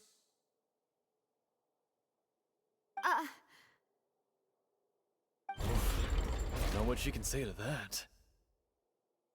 I know that even with that, you might still think you can reduce the list of suspects with some further investigations until I'm the only one left on the list.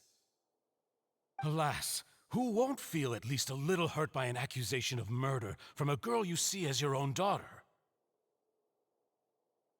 But if I were to dismiss this completely, you'd also think I'm not being considerate of your feelings. Ah well, let Uncle Marcel teach you another lesson. Do you know what the biggest flaw in your reasoning is? I suppose you're gonna tell me anyways. It's timing again. I'm a businessman by trade. From that standpoint, there's no reason for me to kidnap young women. It's a high-risk action with nothing to gain. In addition, I left my home in Snezhnaya when I was young to come to Poisson and work in some trade. My business only thrived when I received Callus's patronage. But the disappearances began before I ever stepped foot in Fontaine. I do apologize, demoiselle. This was my mistake. No, it's not your fault. I'm sure he had come prepared. Is there anything else you'd like to say? Would you like to check the date of my first business license against the first known case of the serial disappearances? You can also take a look at my border entry records, or ask my friends and family when I left Snezhnaya for the first time. Could those records and testimonies do something to appease the unspeakable anguish in your heart? Seems like she got the wrong guy. At this rate, Navia will be convicted for falsely accusing him. I think you've done a superb job of dissecting your father's feelings as he neared the end of his life. But aren't you going against all of his wishes and expectations right now? He wished for you to become more rational, collected, and conscientious, instead of dwelling only on your own feelings.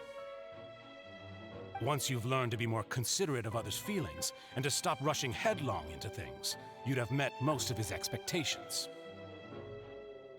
This isn't just about me, and it never has been. The biggest difference between me and the rest of the victims is that I still have the ability to search for the truth, while that same agency has long been taken from them.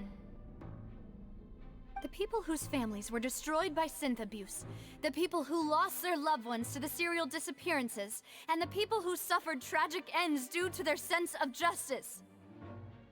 Many people's images are flashing before my eyes. I'm sure some are coming to those of you in the audience as well. And whose image do you see, Marcel? Is it a man named Vacher? Huh. Oh, so you do know that name. I'm merely surprised you'd suddenly say the name of someone I've never even heard of. I was waiting for you to say that.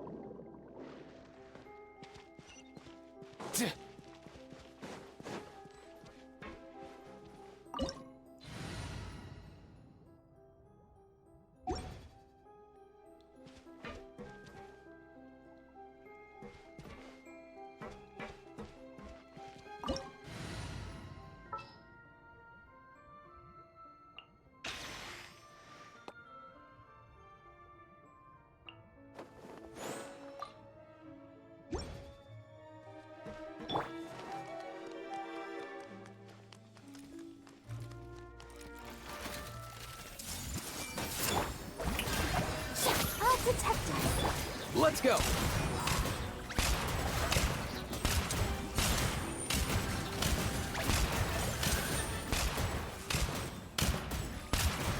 Come here, you little rascal!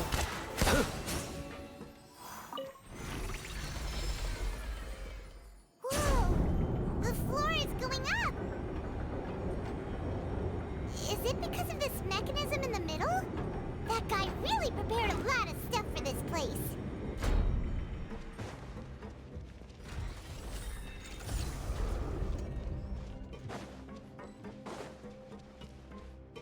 Paimon thinks we need to go up, but Paimon doesn't see a way. Let's take a look around. Maybe we'll find a hidden mechanism that'll show us the way up.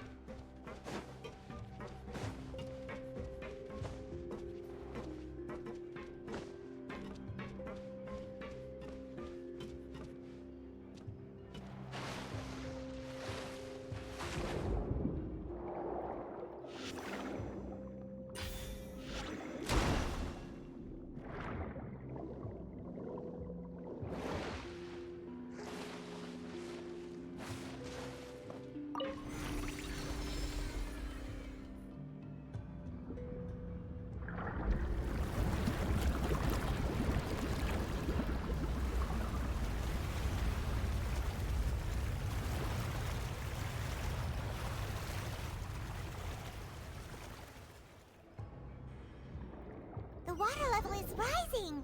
Now we can swim to the top. But this is still a ways away from where we need to go.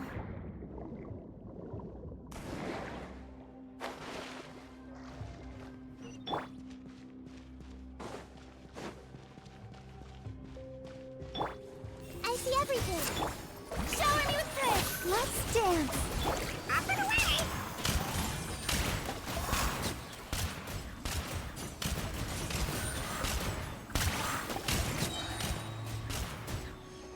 Mind your step! Hey! Oh!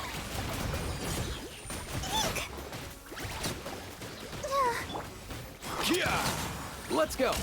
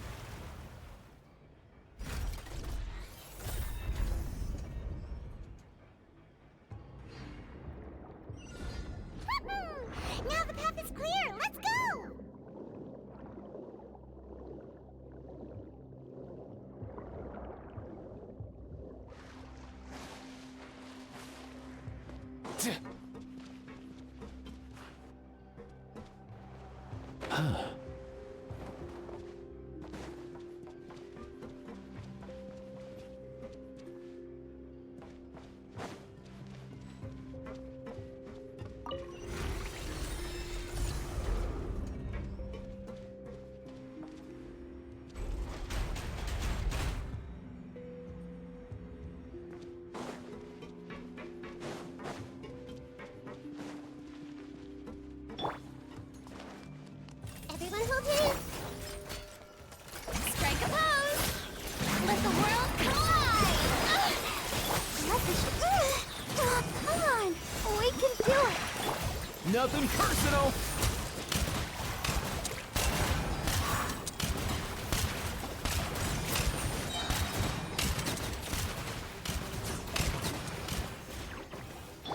Hey! Yoo-hoo! Huh.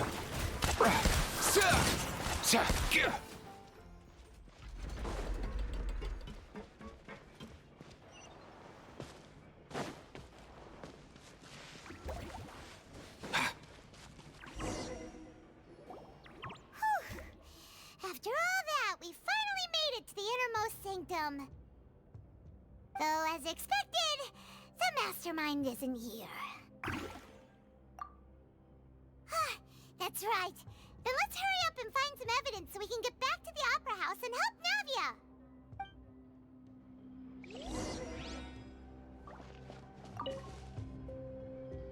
What's all this?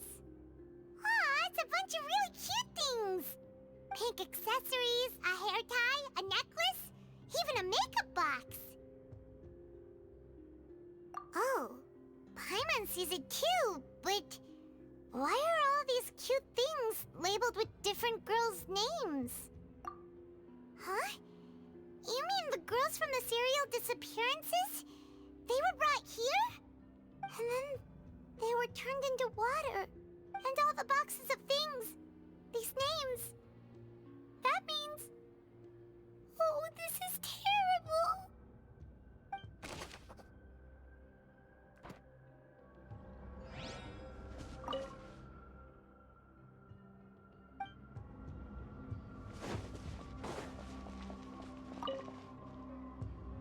What's this over here? Looks like some kind of place for research. Experiment number 16 aims to verify Jacob Ingold's research conclusions on the primordial sea and use his theory as a foundation to achieve a breakthrough. The experiment was a failure. No individual managed to resurface from the water from the primordial sea.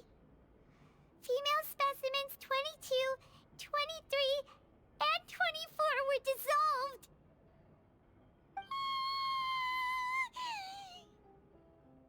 Sorry, Traveler. Paimon will try her best. It's just that Paimon's never read something so scary before. How can someone write something that terrible in such a matter-of-fact tone? You read the rest. Paimon's too scared to keep going.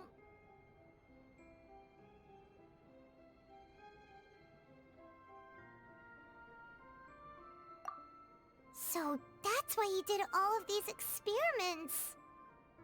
Wait, did he really think he'd be able to find a way just by dissolving people over and over? That's just insane! Huh? Isn't that the name you heard by the fountain? Paimon thought he was an eyewitness in the serial disappearances case. You mean Vache is the one who did all of these... experiments? So that's it! Vache was no victim, but personally took his lover and... No, that's not it either! If that's the case, why would he want people to resurface from the water? In any case, Paimon will write it all down.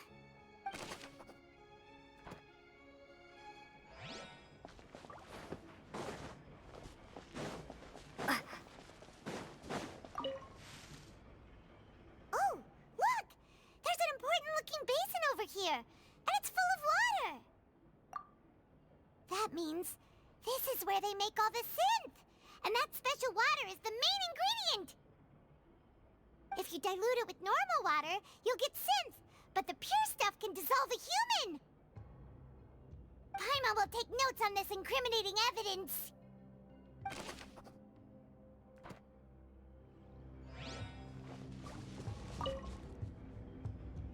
Let's see what's written here. Nothing escapes Detective Paimon's eyes. Callus. Navia's father. Oh, this seems to be an investigation report on him.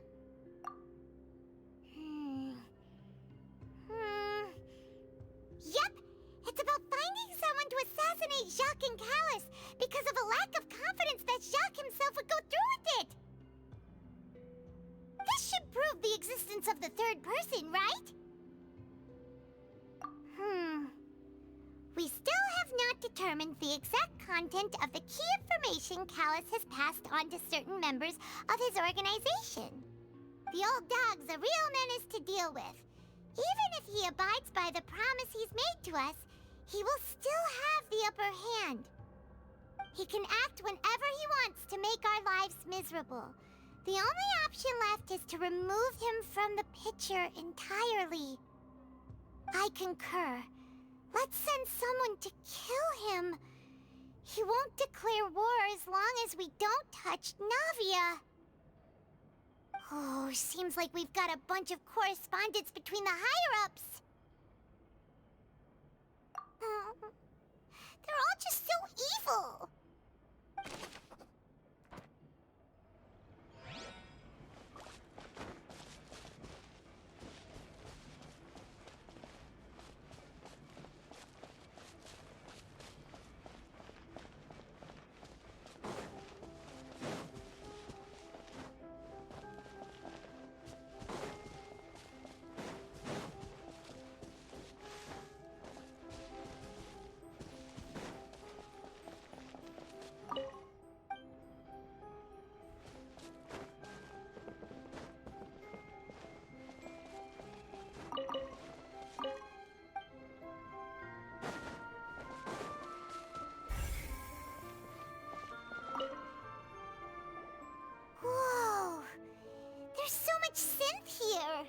And so many bottles of ingredients that probably just contain the waters of the primordial sea.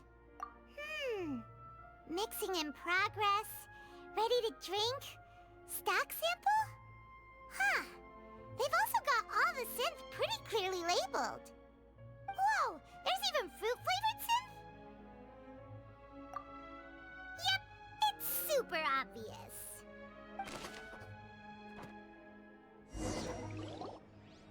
We've looked at almost everything here, and it seems like our theories were spot on.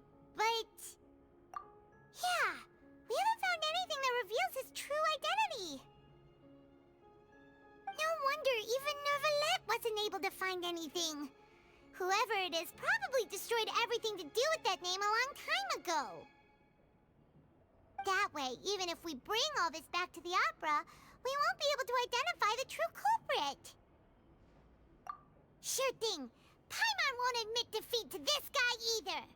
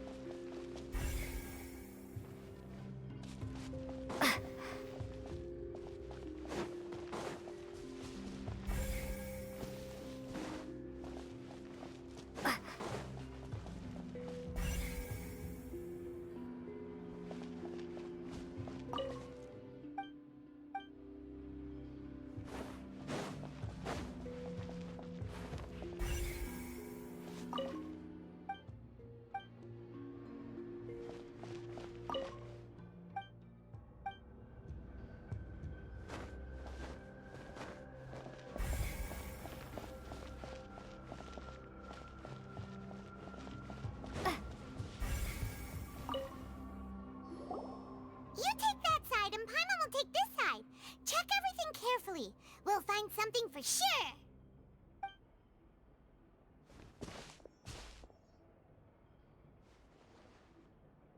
Ugh. Nothing at all. And Paimon can't even find snacks either. Whoa, really? Let Paimon see. Venier. Isn't that Vache's lover's name? Then you found her diary. Let's see. Aw.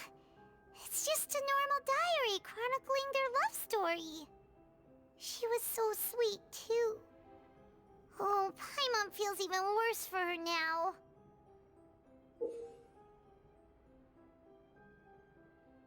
So many! A whole page's worth!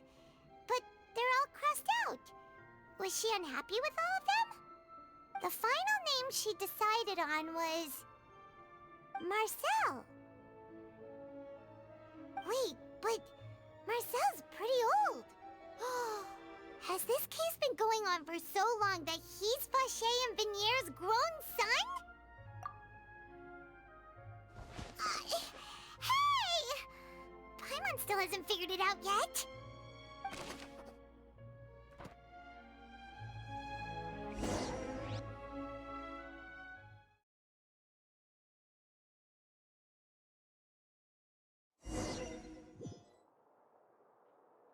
And whose image do you see, Marcel? Is it a man named Vache? Huh. Oh, so you do know that name. I'm merely surprised you'd suddenly say the name of someone I've never even heard of. I was waiting for you to say that. Navia! We're back! As expected of my partner. I just knew you'd return in the nick of time. Just how often do you intend to flout the rules of this court? It's all right, Monsieur Nervalette. Given their confidence, I expect they've found the crucial evidence.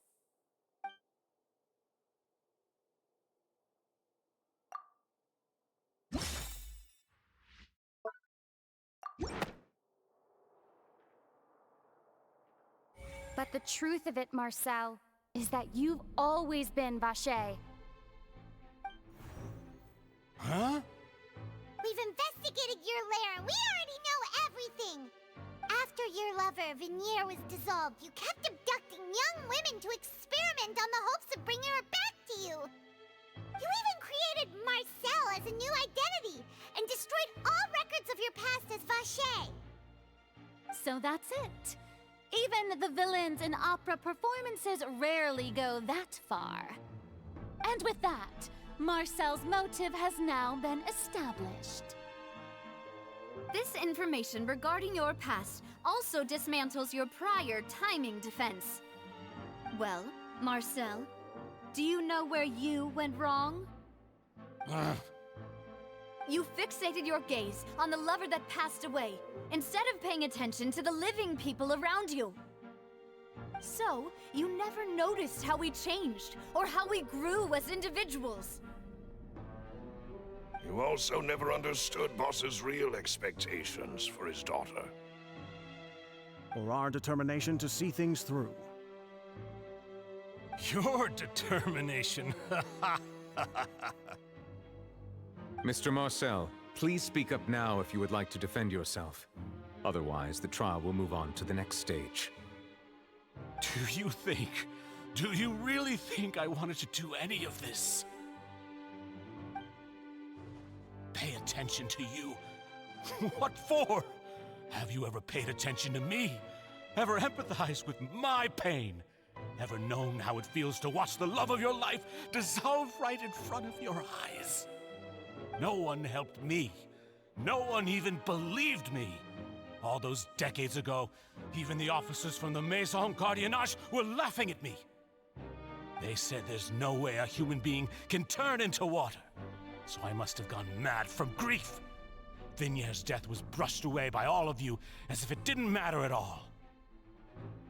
Well, now you know, don't you? Ha! Well, it's too late now. All those who were dissolved are gone forever. You only have yourselves to blame. You set up this ornate opera house in pursuit of your so-called justice, your beloved drama, while turning a blind eye to the suffering of the people. Vignier is dead. We promised each other that we would always be together. Wherever she goes, I will follow. But I'm not from this blasted place, so I can't be dissolved, no matter what I do.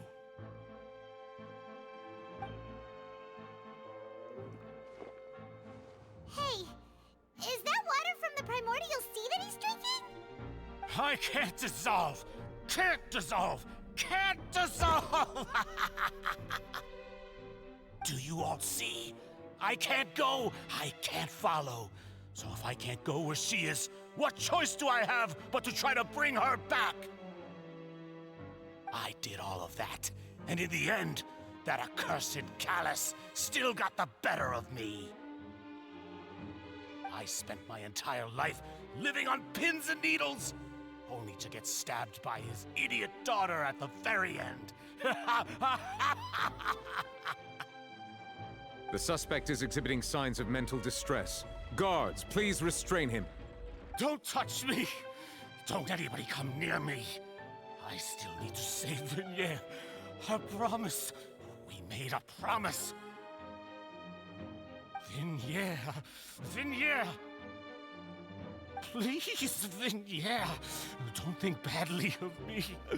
All I want to do is fulfill our promise. At this point, the verdict of this trial is clear. With Mr. Marcel's conviction, the charges against Mr. Tartaglia no longer have any basis. Fine by me. I was in a bad mood, but after a show like that, I'm actually feeling pretty good. Traveler, please submit all the evidence you have collected to the guards, so that I might review and summarize the truth behind the serial disappearances case. The man now known as Marcel was originally named Vacher and worked as an adventurer with his partner and lover Vignier.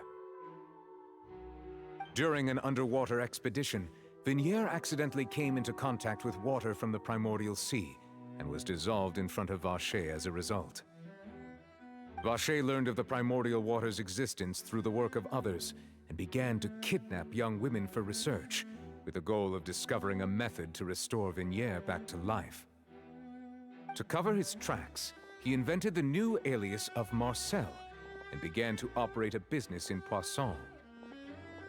During the course of his research, Vacher discovered that a diluted concoction of water from the primordial sea can induce feelings of euphoria and began to manufacture and market synth.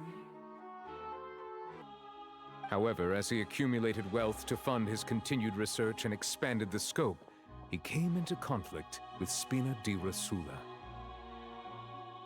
After exchanging blows with Spina di Rosula for many years, Vacher decided to assassinate their president Callus at a banquet. Although the assassination did not go as Vacher expected, he was able to turn Callus into the murder suspect by dissolving the assassin he sent to the scene. And just recently, Vacher attempted to frame lynei as the culprit of the serial disappearances case, using a similar method. However, his attempt to frame lynei failed, and the power of water from the primordial sea became public knowledge. This case also exposed enough of Vacher's machinations that he was eventually successfully charged in court. Thus concludes the enigmatic history of the serial disappearances case, with the truth revealed to all. The oratrice will now deliver the final verdict regarding the charges against Mr. Vacher.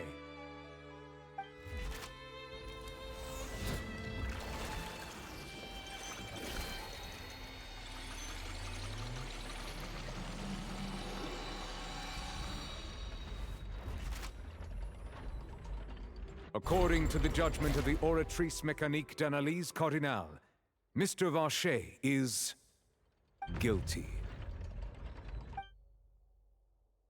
Guards! Vache away. Good. It's what he deserves. With that, the serial disappearances case is over now. We really just witnessed history. Who would have thought the true culprit would be such a polite and well-spoken guy? Yippee! We helped Navia bring the bad guy to justice! He's hurt so many innocent people and now he's finally getting what he deserves. Huh? Are you okay? Demoiselle, you were absolutely brilliant. The day our late boss had always hoped for has finally come. You can rest easy now, knowing justice has been served. Yeah. Yeah. It's finally over. It's all thanks to you guys. And my partner. See, Papa? Spina di Rosula's still doing well with me at the helm. Well now, hasn't this been a most delicious piece of drama? The villain has been caught, justice has been served, past wrongs have been righted, and it's a big ol' happy ending. Since it's been such a great show, I'll just let the false accusations against me slide. Either way, I've still got some business to attend to, so if you'll excuse me... Please wait just one moment, Mr. Tartaglia. What now? None of this has anything to do with me.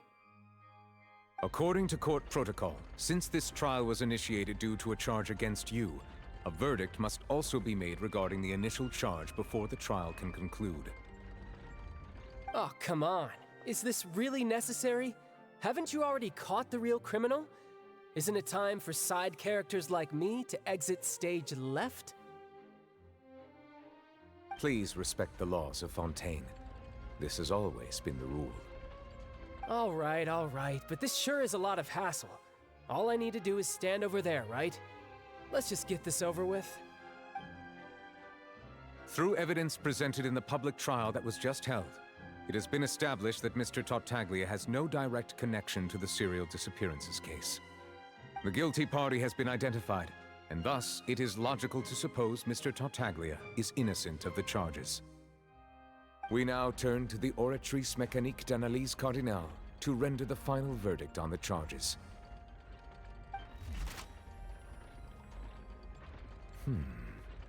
According to the judgment of the Oratrice Mécanique d'Analyse Cardinale, Mr. Tartaglia is... guilty. What? Hey! That's not funny!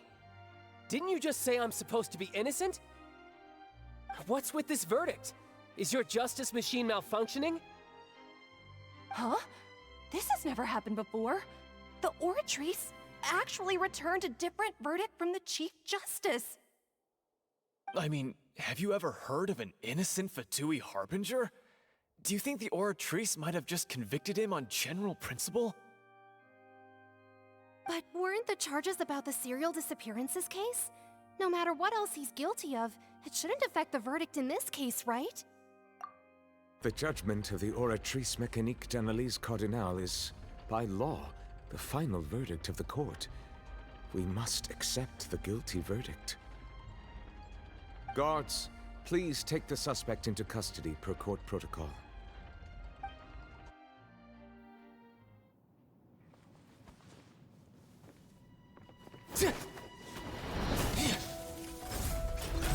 So this is how justice is done in Fontaine. What a joke. You've got your rules. Well, I've got mine too!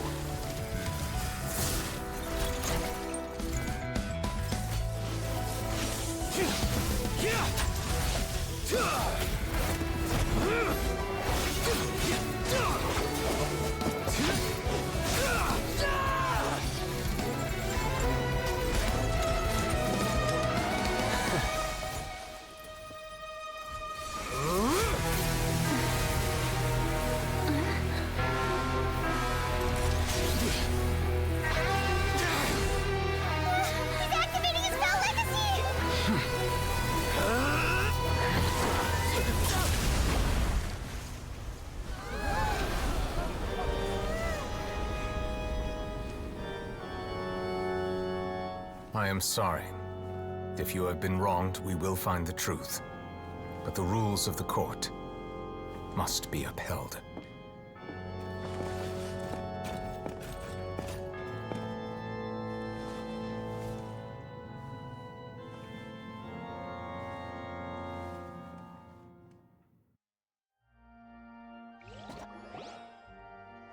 Hey, Monsieur Nouvelette, what's going on? Shouldn't they have been cleared already? Apologies. This is also the first time I've encountered such a situation. However, according to the rules established at the conception of Fontaine's court system, the oratrice's judgment is the final verdict of the court. All I do is follow court procedure. As for why the oratrice arrived at the conclusion it did, you should probably ask someone more knowledgeable than me. Why are you looking at me? I had nothing to do with it! I don't know what happened there either. Hey, stop staring at me! What does Lady Verena mean by that?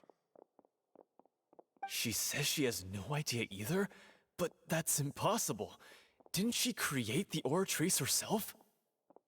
Yeah, so are the verdicts reliable or not? Can results like this really be called justice?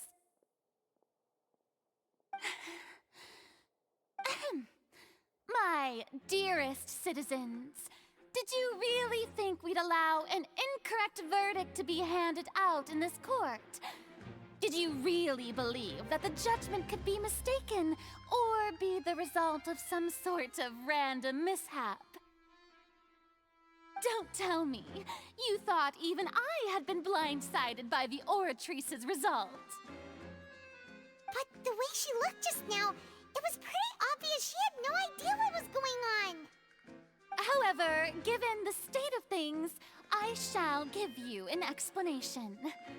Everything that just took place, including my supposed shock and bafflement, was a part of an elaborate performance, with every action meant to stir up drama and excitement. And, of course, for every performance, there is a script. Everything has unfolded exactly as I expected from the very beginning. As the embodiment of the very concept of justice, the oratrice shall never render an arbitrary judgment! If you thought Child had nothing to do with the serial disappearances case, it is only because you've been blinded by the superficial appearance of innocence. Everything he's done, not to mention the danger he poses, are beyond ordinary comprehension and completely unforgivable! All shall be revealed in time. You will come to understand my noble intentions, as well as the absolute correctness of the oratrice's verdict.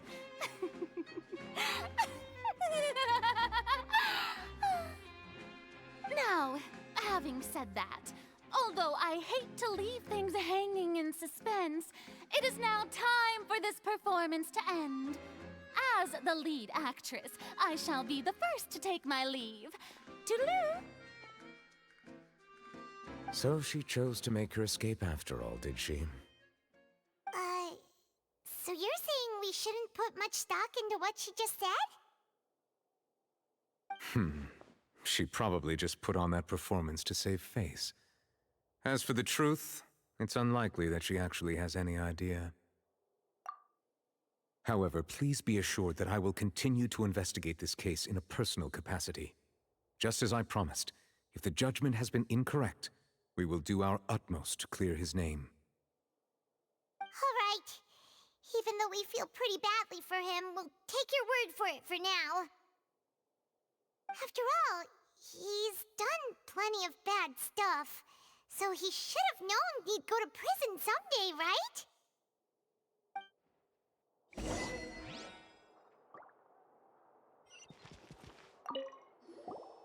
Oh, Monsieur Nervalette!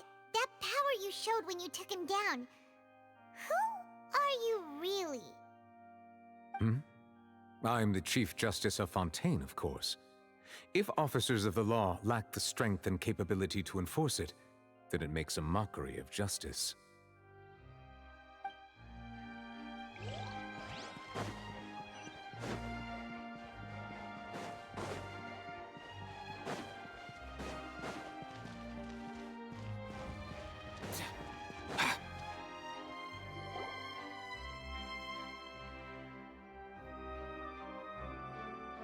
Hey, what are you doing? Quick, stop him! Traveler! Hey! Traveler! Marcel! What are you doing over here?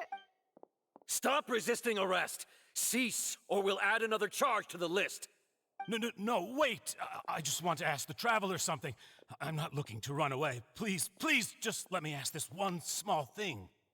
Go on. Thank you. I was being led away when I finally realized something. Where did you first hear the name Vacher? I erased all records of that name. So, unless... Are you still trying to prove your innocence? Give it up. You've already been convicted. Really? You did? You're sure? You met her? But how could that be? How did you manage to do it? The Fountain of Lucine? Then she's been so close to me all along. And I just never... Please give me a chance to talk to her again. Just let the Traveler take me to the fountain to see her one last time. This is the last request I'll ever make in my life. You can do whatever you want to me afterwards. I don't care. What? Give an inch and you want to take a mile? Do you think serial killers get to make requests like that? Paimon agrees. Why should we give him what he wants when he's only done a ton of super terrible things? This request, is it worth as much to you as your life? Of course! Wait, no. It's worth even more than my life. Humans. Will they betray the instinct to live just to satisfy spiritual needs? Very well. I will grant your request. Your Honor, I fear that... I will go with him. You do not need to worry about any escape. In that case, I shall leave him in your most capable hands, Chief Justice. Thank you, Your Honor.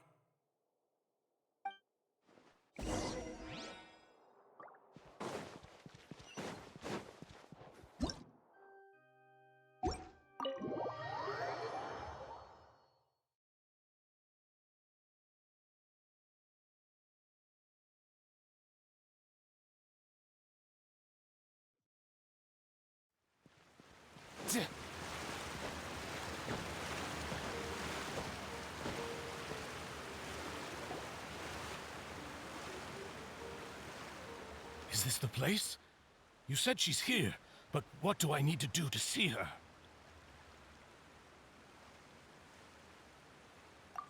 Yeah, and even Paimon could hear her after drinking that thing. Didn't you just drink a lot of it on the stage as well? Oh, in that case... Vacher. Ah! Yes, that's it. So you heard it too.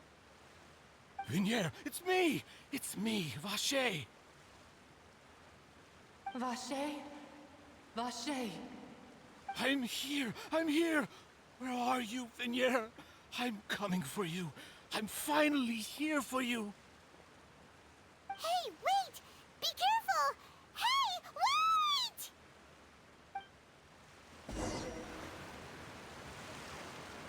Vignier, is that you? It's me, Vacher! Vignier! Vacher? Why did you come? Didn't I say? You don't need to look for me. You look a lot older than I remember. How long has it been? It's been more than 20 years. I've suffered for over 20 years since the day you left. All this time, only the thought of bringing you back has kept me alive. Nothing else mattered to me. I must be dreaming. Who would have thought I'd get the chance to tell you all of my feelings like this? Vignere, you are my everything. I really don't know how I could live without you. But Vache, if you ask me, this world would be better off without you.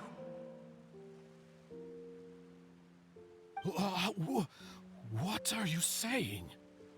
If not for you, I would have finished my law degree and probably become a top-tier attorney one day.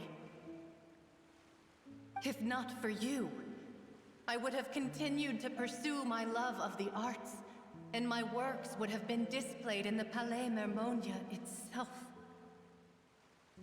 If not for you, I would at least have been able to take care of my mother. And she would not have grown old and died alone, with nothing but the tears on her cheeks. It's all because of your selfishness, Vache. It's all because of you. Wait, you are not Vignere. Who are you? You're right. I am not Vignere.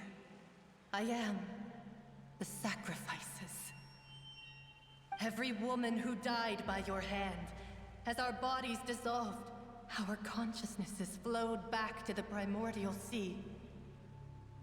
Our thoughts circulated endlessly within the primordial sea, and we were no longer individuals, but we became one, just as streams of water come together in the sea. I'm Cressy. I'm Lemony. I'm Azine. The only one I am not is Vignere. Why? But then, where is Vignere? She doesn't want to see you anymore. Every tendril of her consciousness is avoiding you. This is what you get for your selfishness. Your selfishness robbed us of our lives and our futures. You said time and time again that you'd do any and everything for her. But did you ever consider whether she'd want to see you do the things that you did? If she would despise you for what you became?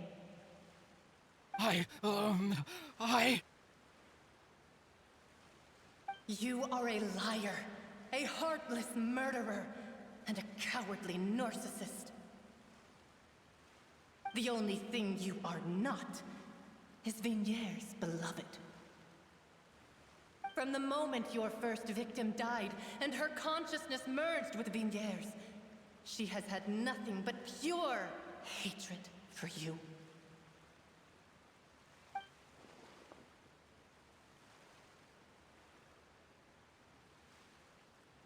No!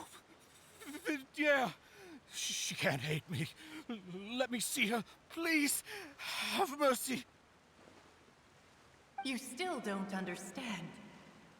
When I said don't look for me, that came from the real Vignere. She really doesn't want to see you anymore. But on top of that, she also said that because it's her final drop of pity for you.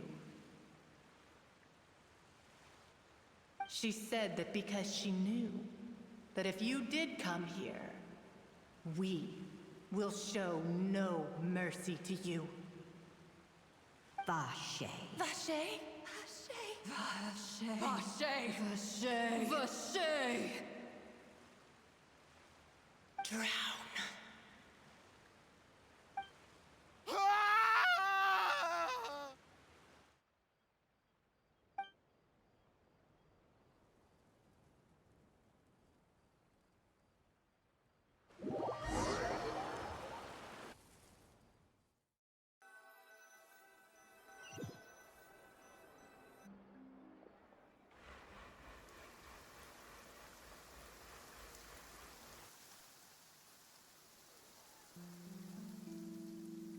Finally, we have some time to do shopping.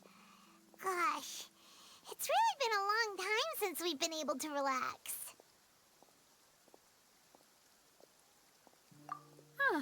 Well met, partner.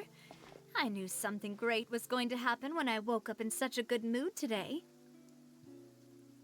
Even this weather can't put a damper on the demoiselle's mood. It's a pleasure to see you both again. Oh, hey, Navia! It's been a few days. Paimon's already started to miss you. Oh, now that I believe. I'm easy to work with and always bring home the bacon. Who wouldn't treasure having a partner like me? Sounds like you're really enjoying life these days, Navia. What have you been busy with since the trial? It's just been one thing after the other. I've been making non-stop trips between Poisson and the courts in Sen. Everyone from Spina di Rosula organized a memorial for my father. We never held a memorial when he first died, since everyone knew that even if we held one back then, no one was going to come. This time, though, everyone in Poisson, and even many people from the court, all attended. So his name's definitely been cleared now. That's what we like to hear. It's been the dearest wish of Demoiselle all along. That blasted stubborn fool. I was right to put my faith in him. I'm so glad I didn't give up on the case all those years ago. Oh, by the way, I ran into Charlotte just after I left the memorial service. Well, maybe it'd be more accurate to say I knew she would be there, and there was no way she'd just let me go. Huh? So you know Charlotte too? The Charlotte? Journalist from the Steambird? Yeah, way back when I first became the president of the Spina di Rosula, she was all over me. Wouldn't take no for an answer. I believe the story was called The True Heart of Darkness, Secret Tales of the Yellow Rose. To be fair, though, it was a really flattering feature. So, we've been on pretty good terms ever since. She was trying to lean on our friendship to get me to do an exclusive piece on the serial disappearances case. Oh yeah, she told us about that. She's always been super interested in that case, so now her wish has finally come true too. Anyway, I told her to make sure that when she writes about you guys entering the opera house with the critical evidence, that you both sound really cool. Now that's another thing to look forward to. We trust Charlotte's skills with a pen for sure. Oh, and in other news, I also took Clorand out for a meal. Oh, are you two on better terms now? While you were investigating Vaché's headquarters, Clorand gave testimony on my father's behalf. It was thanks to her that we were able to turn the tide. I wanted to thank her. I mean, there's also no point in being awkward all the time, so we took the chance to reconcile with each other. Oh, that's great. Paimon also thought Clorand wasn't actually a bad person. It's always good to have more friends. Anyway, now that the case has finally been solved, perhaps it will slowly begin to fade from the public consciousness. Oh, actually, there's still one last thing I need to do. What is it? I should pay a visit to my father's grave, and tell him the truth of what happened, as well as how it all ended. And on top of that, just how much people still look up to him, to this day. That includes me, too. Miss Navia. Indeed.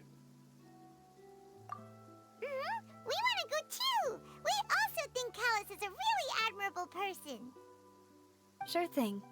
I'd like you two to share the moment with me. After all, without you, there might not have been such a positive ending. And in that case, everyone, let's be off. Considering the recent weather, we'll be lucky if we can reach Poisson before dark. Yeah, you're right. It's been raining non-stop for a few days now.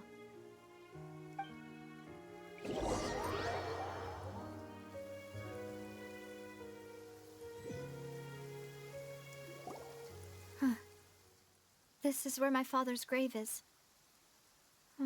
To be perfectly honest, even I haven't been back here for a long time.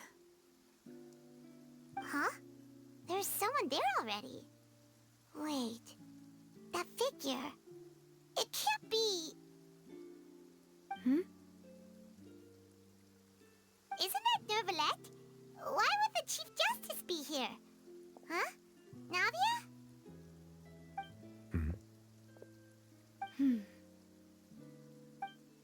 My apologies. I should have asked before coming to pay my respects. Don't say that. Sorry about that. Oh, I was trying to say there's no need for you to apologize.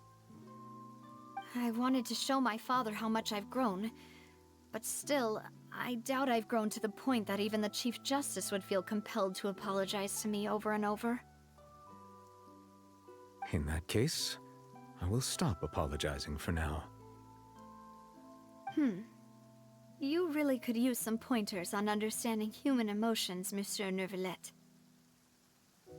In any case, why did you come to Poisson? Well, ever since that day, I've been turning a question over and over in my head. Just what is justice anyway? There was once a time when I didn't want to believe that there could be anything more important to humans than life itself. Oh, rather than that, it's probably more truthful to say I didn't believe humans were capable of resisting the most basic instinct of living things. That they could rebel against their own nature, or consider certain things to be more important than their own lives. Which is also why I didn't stop your father from beginning that fateful duel. I believed that a truly innocent man would never throw away his life like that. That there was nothing, should have been nothing more important than one's own continued survival. But Mr. Callis proved me utterly and decisively wrong. If not for his sacrifice, the serial disappearances case would have remained unsolved to this day. Mr. Callis made the choice he did for his daughter, for his associates, and for many people completely unrelated to him. And in the end, from a certain perspective, one could say that he did it all for the sake of justice. A justice that's higher than life itself. So, you asked me why I came here. I just wanted to say my apologies to Mr. Callis in person. I should have noticed all of this much sooner. This regret has filled me with a sadness that has haunted me for days. That high and mighty chair in the Opera Epiclese indeed insulates one from many important things. Spina di Rosula, thank you so much for your hard work and perseverance. I'm sorry for being mad at you before. So, you're actually one of those types that's cold on the outside, but pretty thoughtful on the inside, huh? That reminds me of Silver, one of my guys. Sorry about that. Self-expression is not one of my strong suits. Didn't I just say you don't need to apologize? Ah, so Navia and Nervalette seem to have made their peace as well. Let's not disturb them for now. We can wait till after they're done.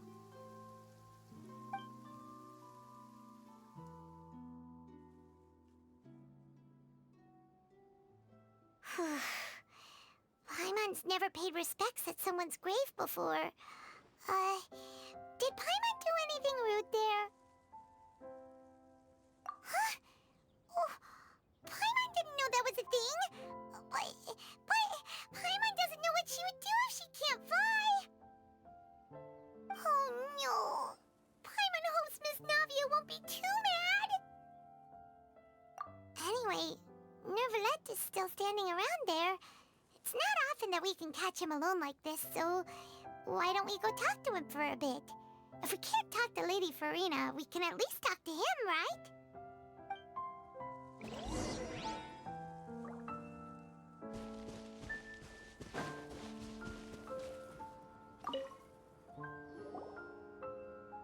Oh, it's you two.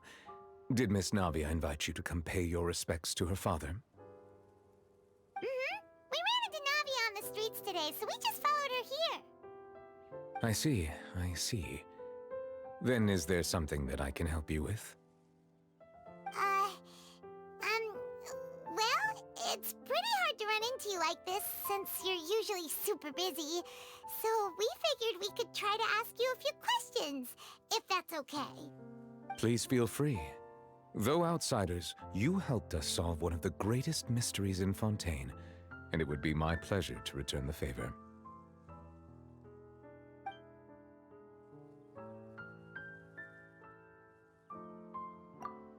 So, at court, the bad guys referred to that special water as water from the primordial sea, but what is it really? Truthfully, that name is already quite accurate.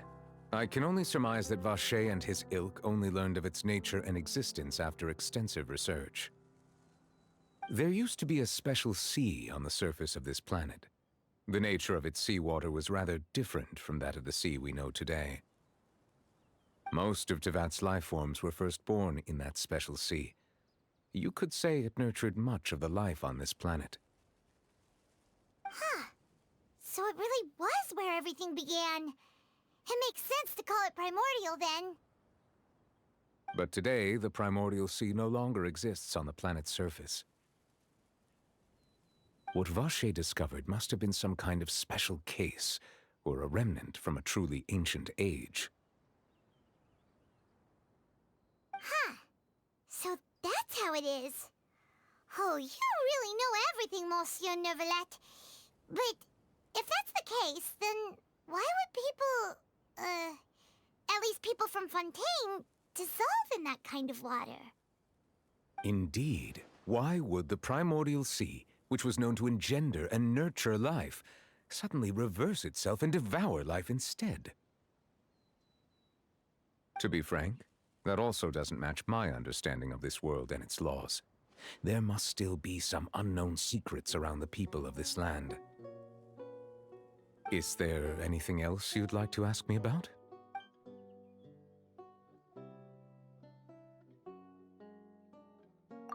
That the sea levels will rise and everyone will be dissolved in water, leaving Farina crying alone on her throne, but the sins of the people will be finally washed away for good.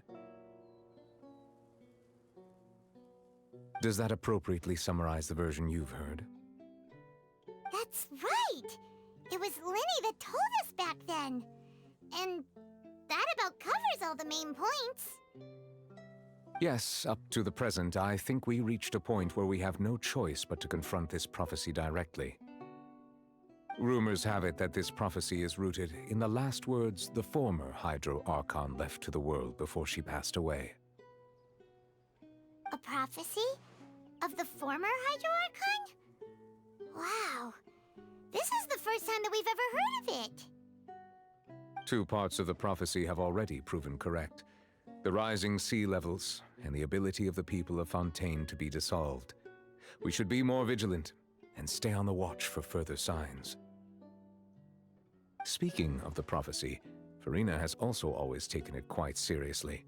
Indeed, she has been collecting information and intelligence from across Tevat for this purpose. If the rumors were true, then perhaps this prophecy is the conundrum left to Farina by her predecessor. But with Farina being the way she is, can we really trust her to solve it? Is there anything else you'd like to ask me about?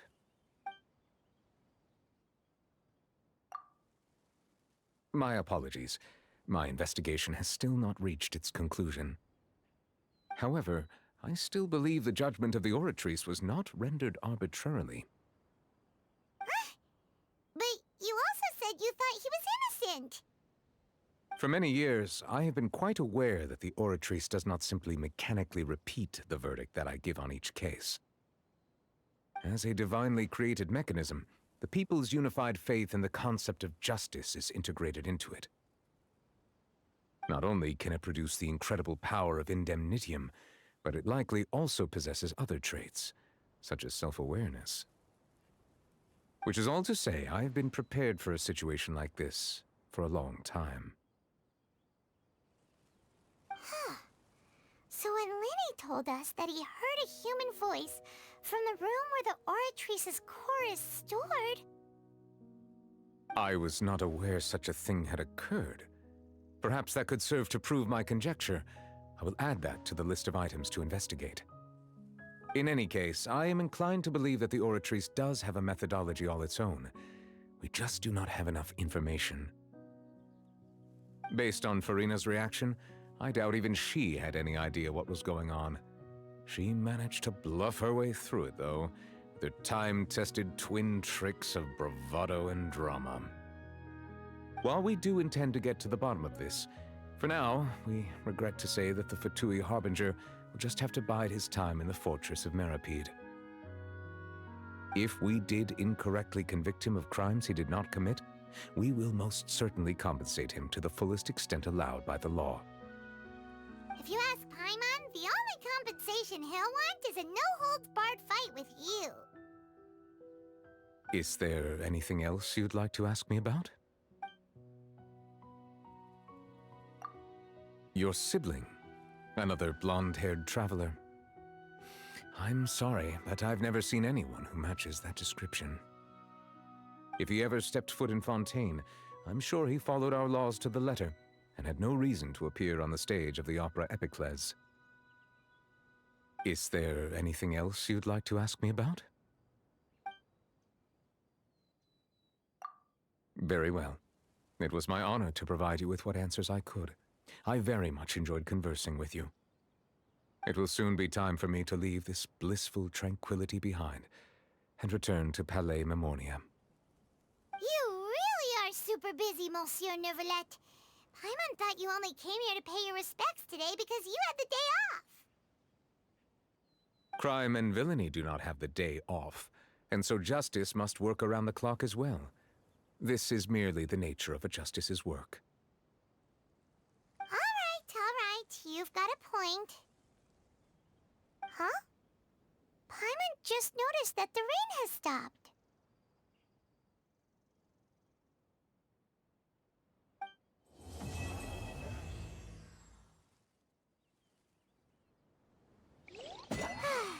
You know, we've been walking around for a while now. Why don't we go back to the Spina di Rosula base in the court of Fontaine and have a rest?